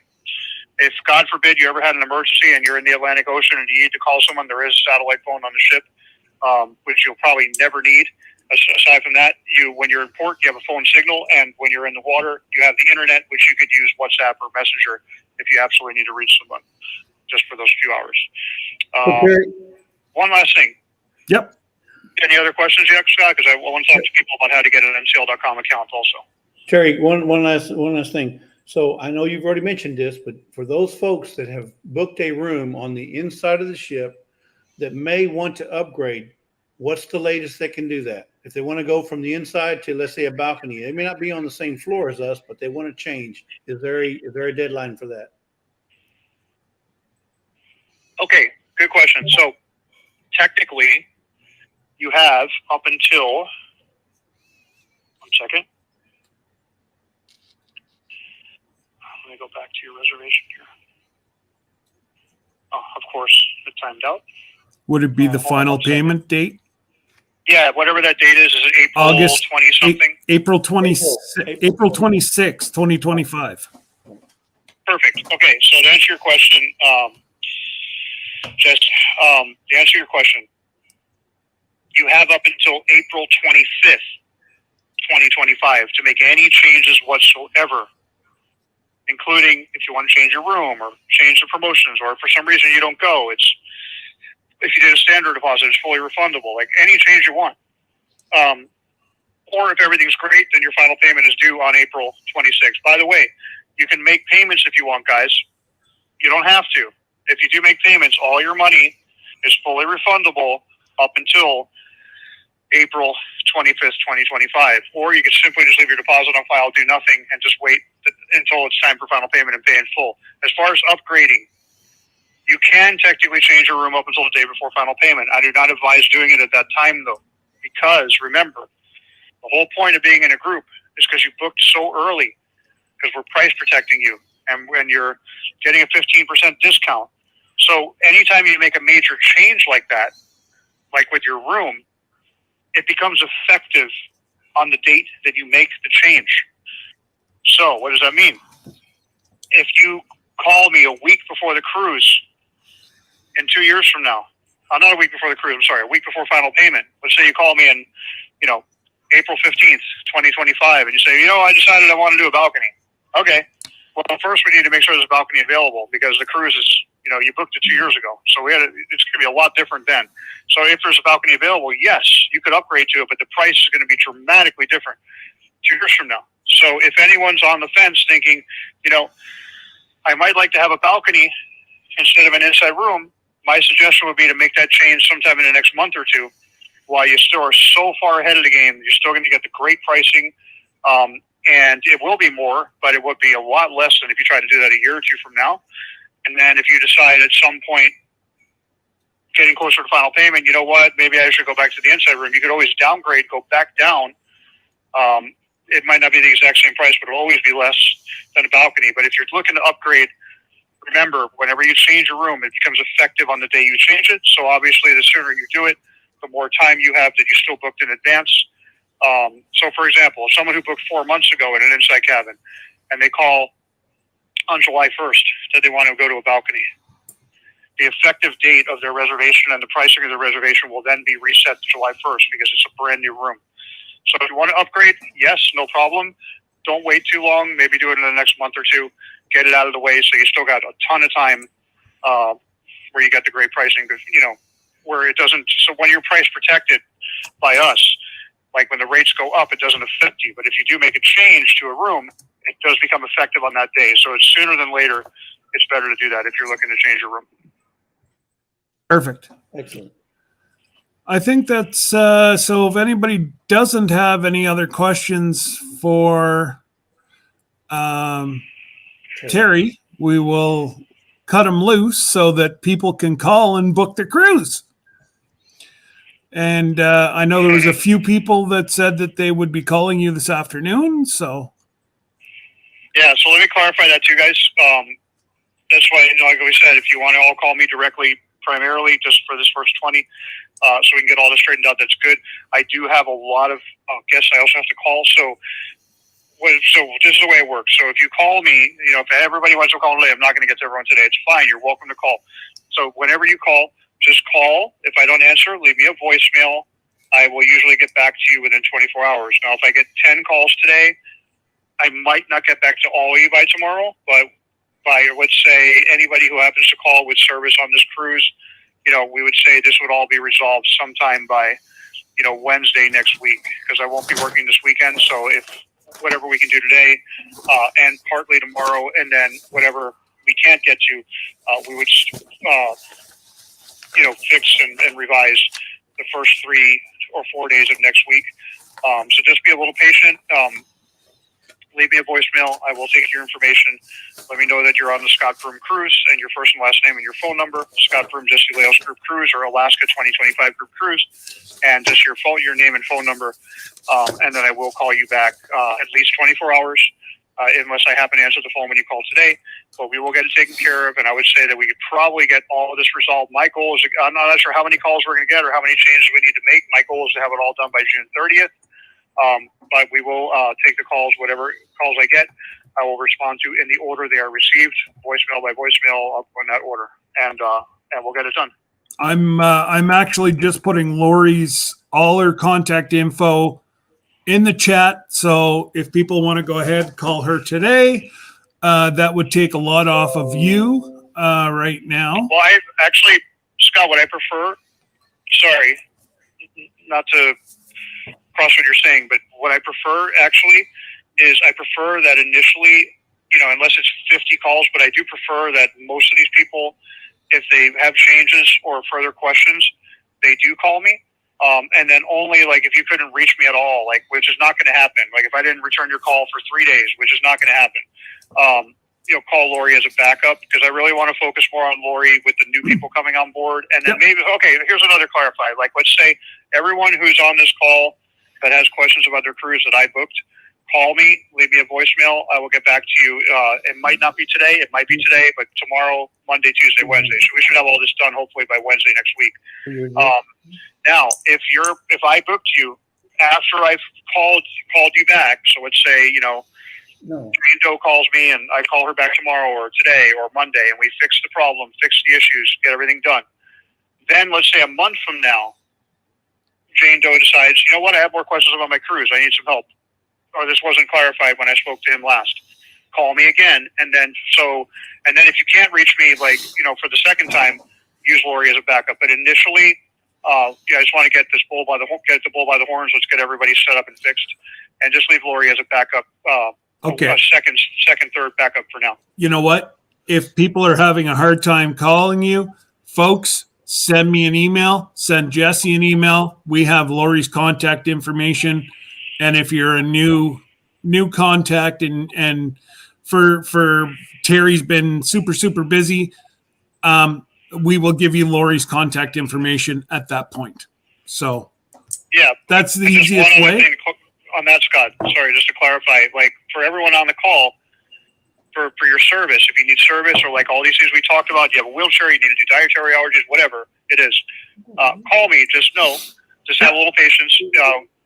I'm setting a goal to have everybody on this group done by June 30th. All these immediate calls done by Wednesday, Thursday next week, and then fixing up any missed pieces or loose ends by June 30th. So if you call me today, I will call you back today or tomorrow, maybe Monday. But I would say we should get all these issues handled by Wednesday next week. Perfect. All right, Terry, we much appreciate your time. And this has been a lot of people are putting in the chat that it was so beneficial for everybody, new and old. So, yeah, I guess maybe we'll do it again in even a year or 6 months if we see that we're having more questions. Maybe we can hook something up at that time frame, and Absolutely. go from there. Yeah, and even as we get closer, like, we'll do, it's a little premature right now, but as we get closer, like a year out, we'll start talking about all kinds of fun stuff, like special events, group excursions, group dining, all that fun stuff as we get closer. But for now, most importantly, we'll get everyone's reservations fine-tuned so they have all their stuff correct. Everyone knows exactly what they're getting, and then and we'll go from there. Perfect. All right, Terry, appreciate your time, bud. Thank you, Terry. Appreciate it. All right, guys. Jesse, Scott, friends and family on the group cruise. I appreciated talking with you all. I do look forward to working with all of you. And thank you for your time, and have a great afternoon. Take care, Terry. Bye-bye. Bye-bye, guys. All right, guys. Well, you had it here. I guess we can't get any more information out than what we just did. The only thing that we did want to put out is our first sea day. We're going to have a meet and greet kind of breakfast.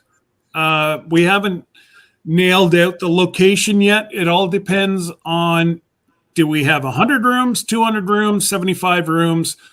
So we just don't know the venue yet, but what we're planning on is a meet and greet / breakfast On the sea day.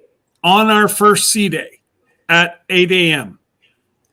And then at 2 o'clock, we're going to do the slot pull.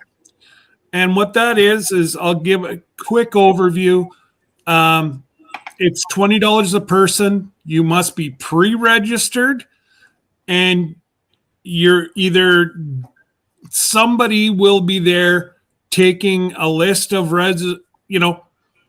taking a list of who signed up. You will have to sign, because I've seen this go bad. I'm not saying that it's going to go bad with us, but I've also heard of people hitting it big and then everybody, oh, well, my name was in there. No, you weren't. So we're going to do it the way that protects everybody, and we're going to have a lot of fun. And we'll try to get that all over and done with the first day. And then the rest of the cruise, we can do whatever we want.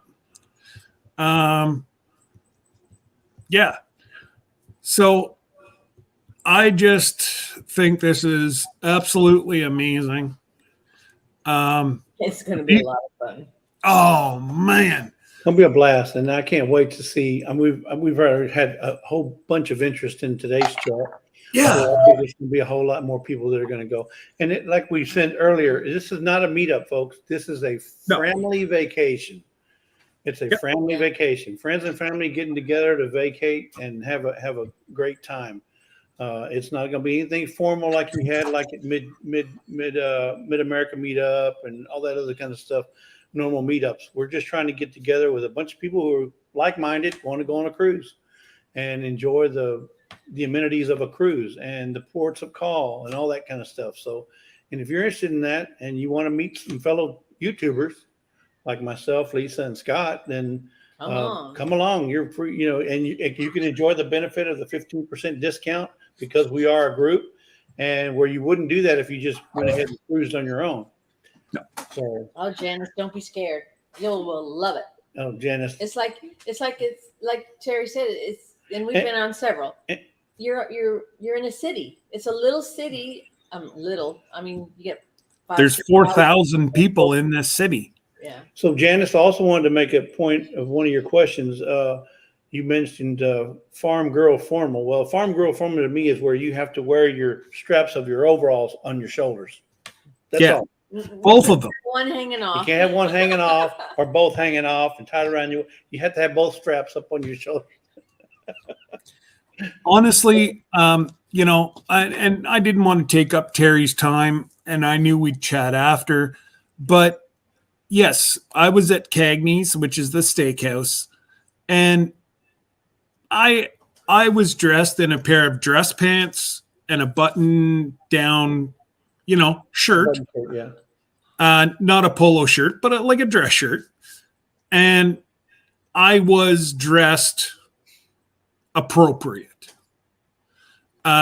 Now, there was a gentleman there in jeans and a polo shirt, but there was also guys there that were dressed in tuxes. Terry wasn't lying. People do rent tux, or most of these folks, I think, don't rent the tuxes. They have them. Yeah. But that's entirely up to yourself. But, you know, as long as you've got a couple pair of dress pants and a couple dress shirts, that'll take care of your evening. And that's only for the specialty dining. Like you said, there's 3 major eating locations where you don't have to wear, you can wear a swimsuit if you want to and flip-flops. But the specialty dining, you know, obviously something nice, at least slacks and a shirt, but or for a woman, whatever they want to wear, but something nice as opposed to just a t-shirt, shorts, and flip-flops. And it's out of respect for the others that are there to kind of enjoy that type of environment. Now, but here's the deal. Carnival Cruise Line has what they call a captain's dinner, or they have a formal night on the ships. NCL doesn't have that. In fact, I think most of the shipping cruise ship industry is going to that type of where they don't have a formal night anymore, because I mean it's an extra to carry a suit or 2 suits, because some of them have two nights like that, to carry 2 suits and all that stuff, and you're carrying your, you know, because you don't press. Oh, yeah, I guess you could press it. Yeah, you could press laundry, and they have also. But it's just a lot more to carry, a lot more to pack. So I've also got Jesse's gonna put out a list of commonly used things on a trip. You are not allowed an iron. But there is a spray that takes all the wrinkles. It's a wrinkle remover. It's very cheap and it works perfectly. Debbie and I used it, and it takes every wrinkle out. And, you know, you put it in if you're having a shower, put it in the room, hang it up. If that doesn't take the wrinkle out, you just give it a quick little spray of this wrinkle remover. Within 10 minutes, there's not a wrinkle on your clothes. And I believe it's like $3 for a jar, and it's under the 100 mils that you're allowed to fly with, because you got to watch that too, folks. Well, there's a lot of stuff you can't take on a plane, so be careful, especially your carry-on. But you could put it in your check-on bag, like your toiletries and stuff. But you got to be really careful on the amount, because they're cracking down on that too. No, Miss Ann, you won't need any special electrical outlets. Now, if you're cruising in Europe, you may have some adapters you may need to buy, because they have the 2-prong. But here these ships are all they're all suited for the U.S. So they have both. They have both. I have an adapter so that I have more plugs, because Debbie has a CPAP. So, and again, I'll send it to Jesse, but I get, because it's a medical device, I've got an extension cord and a power bar. But it has to be a very specific power bar. It cannot have a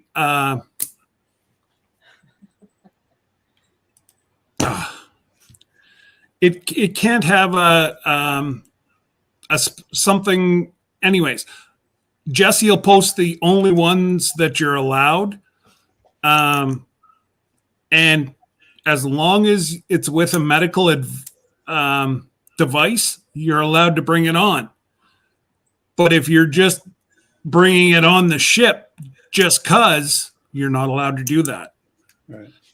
So Janice, about the flying, if the Beverly Hillbillies family can do it, you can do it. They didn't. They drove, and Granny was up No, on top. their family, when they flew in for the wedding, all the hillbillies went on the plane. If they can do it, you can do it. Speaking of hillbillies, there's Dale.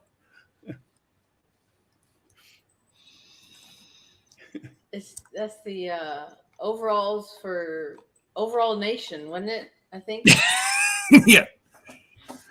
But so is there any other, like, different cruising questions you might have for Jess. Oh, I did see merch. We need 40 orders to put in an order. So probably going to get about probably 3 or 4 from us already. Yeah, well, and I've got 3 or 4 coming from me. So 8. Yeah. So I'm thinking the end of July, we're going to put in an order. And we've got the hoodies, hats, and t-shirt. You guys have all seen my hoodie. Actually, oh no. The merchandise is on our Facebook page, Cruisin Alaska 25. Yes. If you're interested, we want to do everything through email. Please send us an email and we will respond with any questions if you can't get what you're looking for on our Facebook page. Yeah, and if you're not on Facebook, I know our Tony, cabin in the woods right. is not. Just email Send us an email. and we can send you the information through email. Yes. Copies of the merch and all that stuff. So, but everything is posted on our Facebook page. And even, if you can't PayPal it, we'll find some way to get something out. Yeah, we'll figure some way out to get you merch. I believe that was JB that asked that one earlier. Right.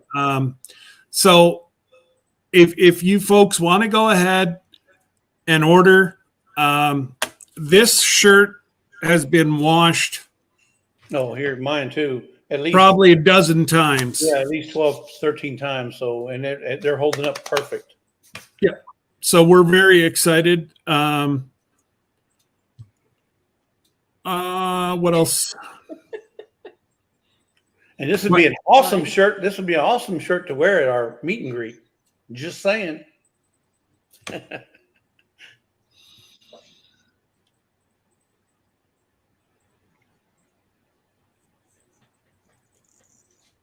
Absolutely, Janice. If the Clampetts can do it, you can do it too. That's right.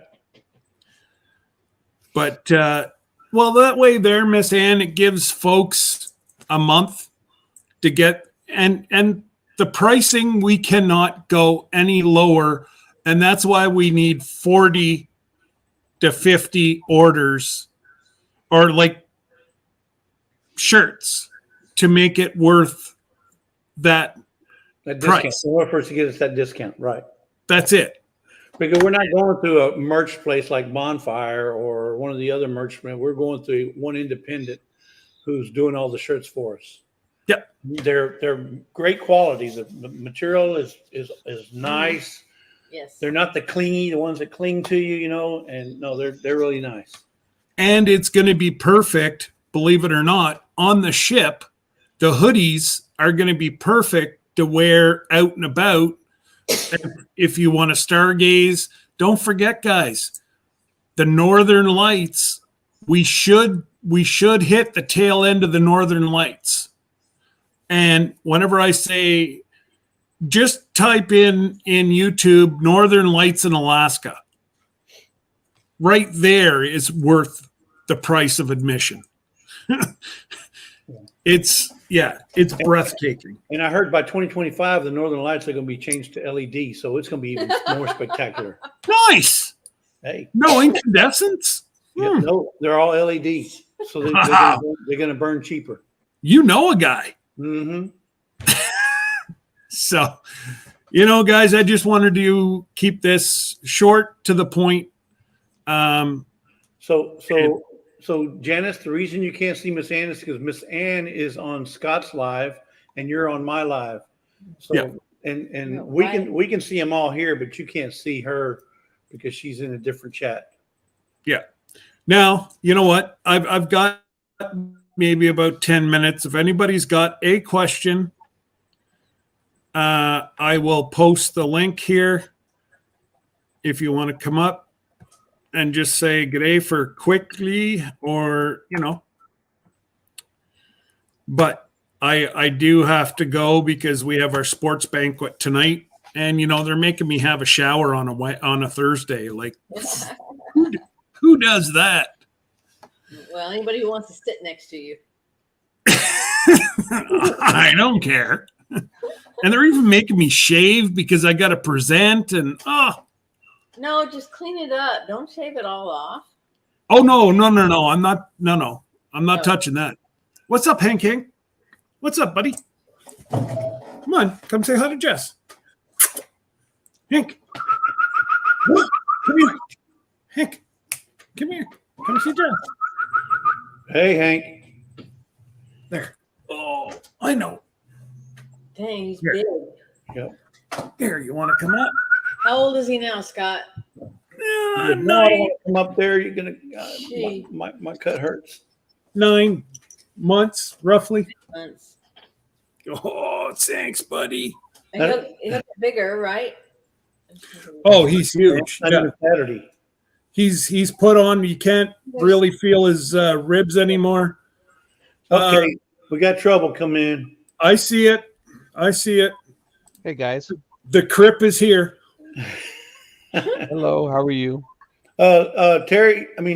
Jerry. Jerry, we got the room changed to a handicap.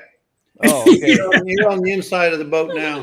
I think I'll be healed by then. Yeah. Let's So. just say.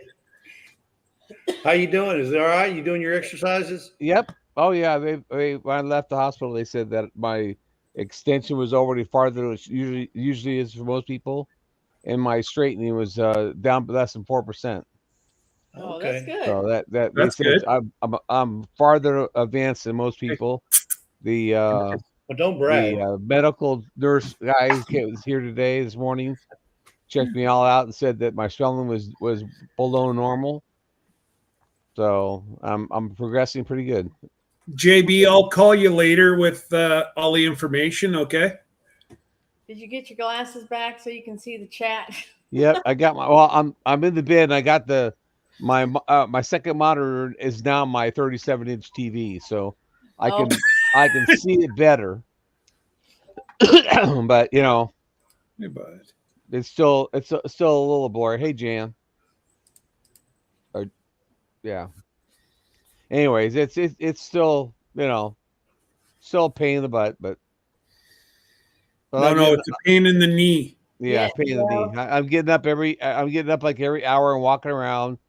I still I'm doing everything I'm supposed to. So Oh my goodness. hey, Yeah. that was good information, Scott. I just want to let you know that was pretty good information. Thanks, Jerry. There was just so many people that had pretty much the same question Yeah. that Terry's like, why don't we just do this?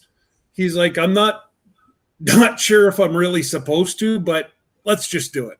I'm like, sounds good to me. Hey, Dale.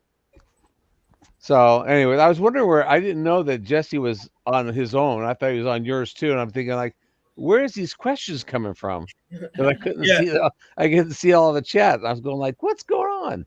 No. So Jesse just said it. Yeah. So what we did is we co-streamed it so that it's the exact same information is on Jesse and Lisa's page and our page. Right. I got it now, but I kept seeing this. You talk about that person who you didn't have a name for, and I go, where does he see in that question at?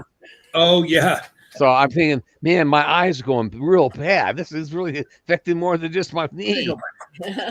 Well, no, yeah.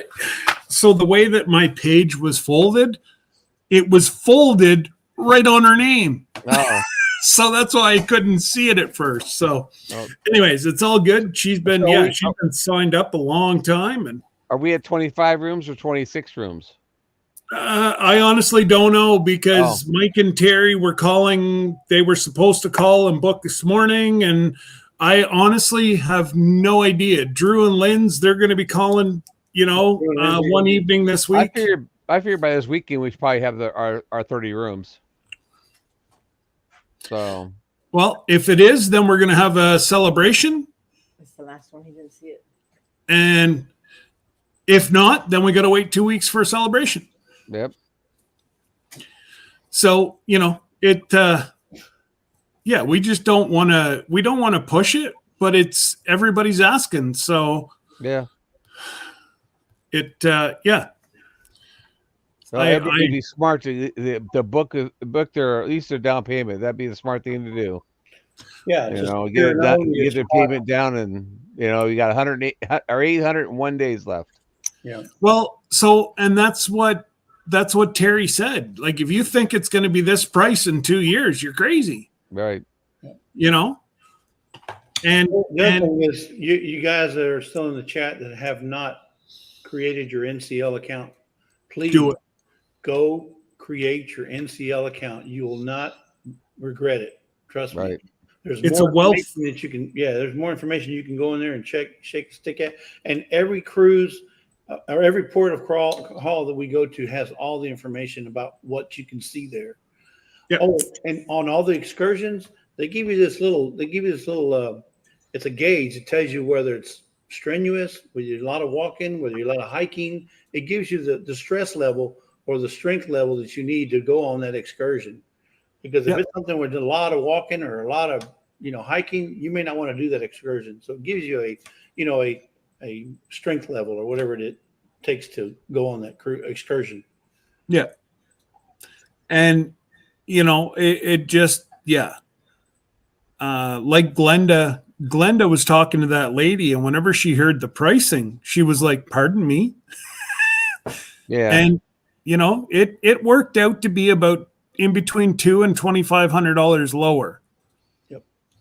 And we got more included than what she did. Right. So she was a bit. And the overall cruise since the time I signed up to now has gone down a couple $100. Yep. The actual per person in the stateroom has gone down. Yep. Well, from whenever Jesse and I did the original bookings, it went down 37 cents. If you were to look at like dollar for dollar, but yes, it did go down $1,000. Yep. But it was the way that they've played with the money and moved stuff around.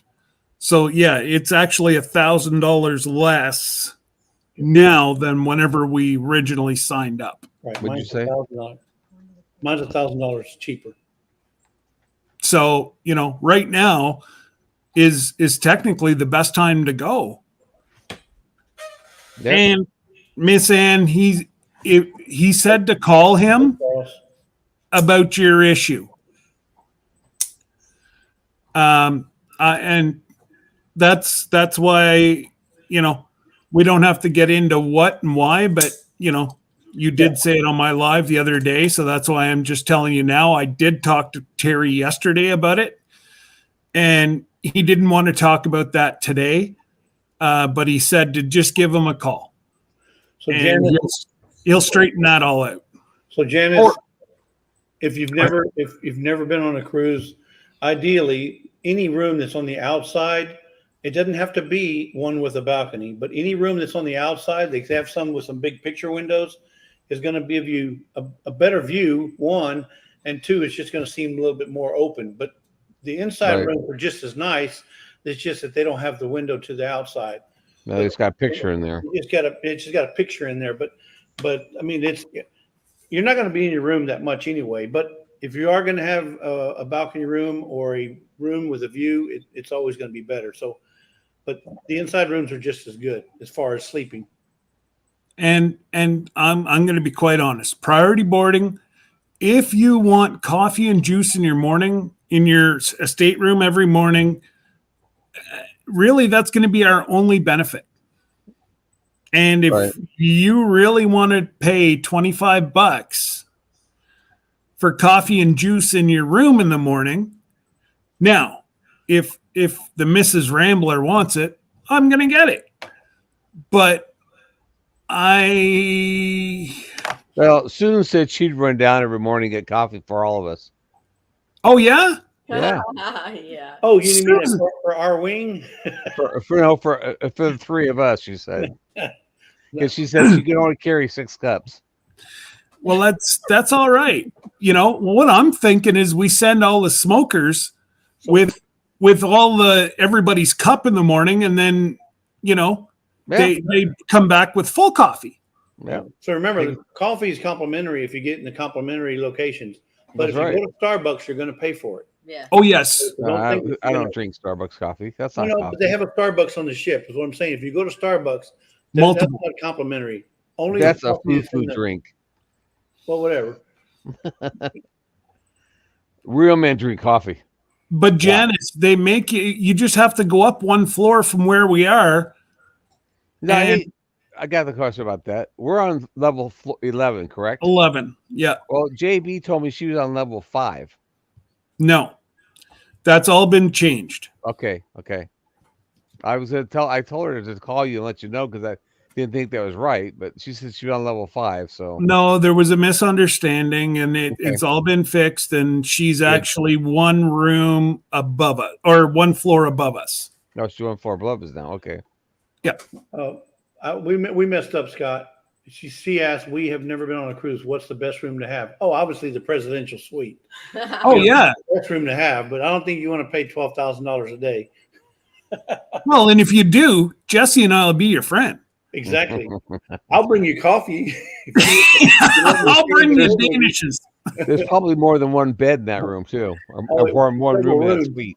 It sleeps like 10. Just search it. I think it's already gone for our cruise. Yeah, probably already taken. Janice. Yeah, well, Jesse's got it. 20 floors high. Yeah, it's pretty high. That's the other thing. When you log into your NCL account, you have a picture of the ship. It shows you line level. When you click on what level, it shows you as you're going down the ship where you're at on that ship. Shows you all the shops, shows you all the amenities, shows you all the locations for the clubs, the casinos, all by level. Shows you where your rooms are. Shows you which rooms are adjoining, which rooms are not adjoining. All the elevators, the stairwells, all that stuff. So it's beneficial to go on and register it with NCL. And get it on your phone because you do all your check-ins and you don't have to worry about finding a computer at the hotel. I do everything through my smartphone. And that's why I've got the app right here. And, I check into the cruise, everything off my app. Yeah. So, Janice, if you want, you can give me a call and we can go, if you want to look at the options of the rooms before you call him or call her, Lori. But the room with the window, I think, starts at level 5. So from the 5th level up is guests. From the 4th level down is all staff. Yeah. So most of your people that are on the ship are going to be at level 5 on up. 2 floors is just food. Yep. Between dry goods, frozen, 2 entire floors is just food. There's 49,000 eggs for 1 week. Yeah, that poor chicken worked hard to that. Oh, man. I tell you what. She was popping. Yep. It's okay, Janice. I get lost too, and I've been on 6. It's not that bad. Just remember, NCL, the fish swim to the front. Yeah. Oh, don't laugh. The No, fish on the floor face the front of the ship. So- yeah. No, I'm talking about the floors and Sydney and the floor. Yeah, no. All your corridors, the fish all face the front of the ship. So that way there, I still have to have a map. Yeah, because if you're on the port side, you go right. If you're on the starboard side, you're going to go left. right there on the app that we said to download, it shows you where you are on the ship. Yeah. Waldo, it's great. It says, here's Waldo. Yeah. Right. Yeah, it finds Waldo. Yeah. But yes, that chicken is very tired, Cora. But anyways, guys, I'm going to shut it down at 3 hours. So if you hear of anybody that wants more information, whatever, guide them either to Jesse's, mine, and they'll be able to hear the whole interview with Terry. And we will put as much information as we can in the description. And I'm trying to think. I think that's about it. So I appreciate everybody for attending, learning more. And remember, the sooner you book, it's fully refundable, folks. So you get your money back right up to that last day. So there's really zero risk. So anyways. All right. Well, Scott, thank you. Thank you to all the people that joined on my side. Absolutely. Appreciate it. Thank you, Jerry, for popping in. Yeah, you know, I just want to give you get a back hassle on your with it. feet quick. Well, I'm up on my feet. I mean, you know, doctor told me 5 minutes of walking and 5 minutes of sitting, and every hour. So well, you've already been with us now. Oh, I've been up 15 minutes and you haven't moved. When you guys were talking, I was walking up and down the halls. There you go. I was, and I did my exercise already. So I've been slacking. I was listening to you. That's why I got the headset so I can hear you. There you go. All right, guys. All Take right. care. All right. And we will talk to you after. See you later. See you Saturday.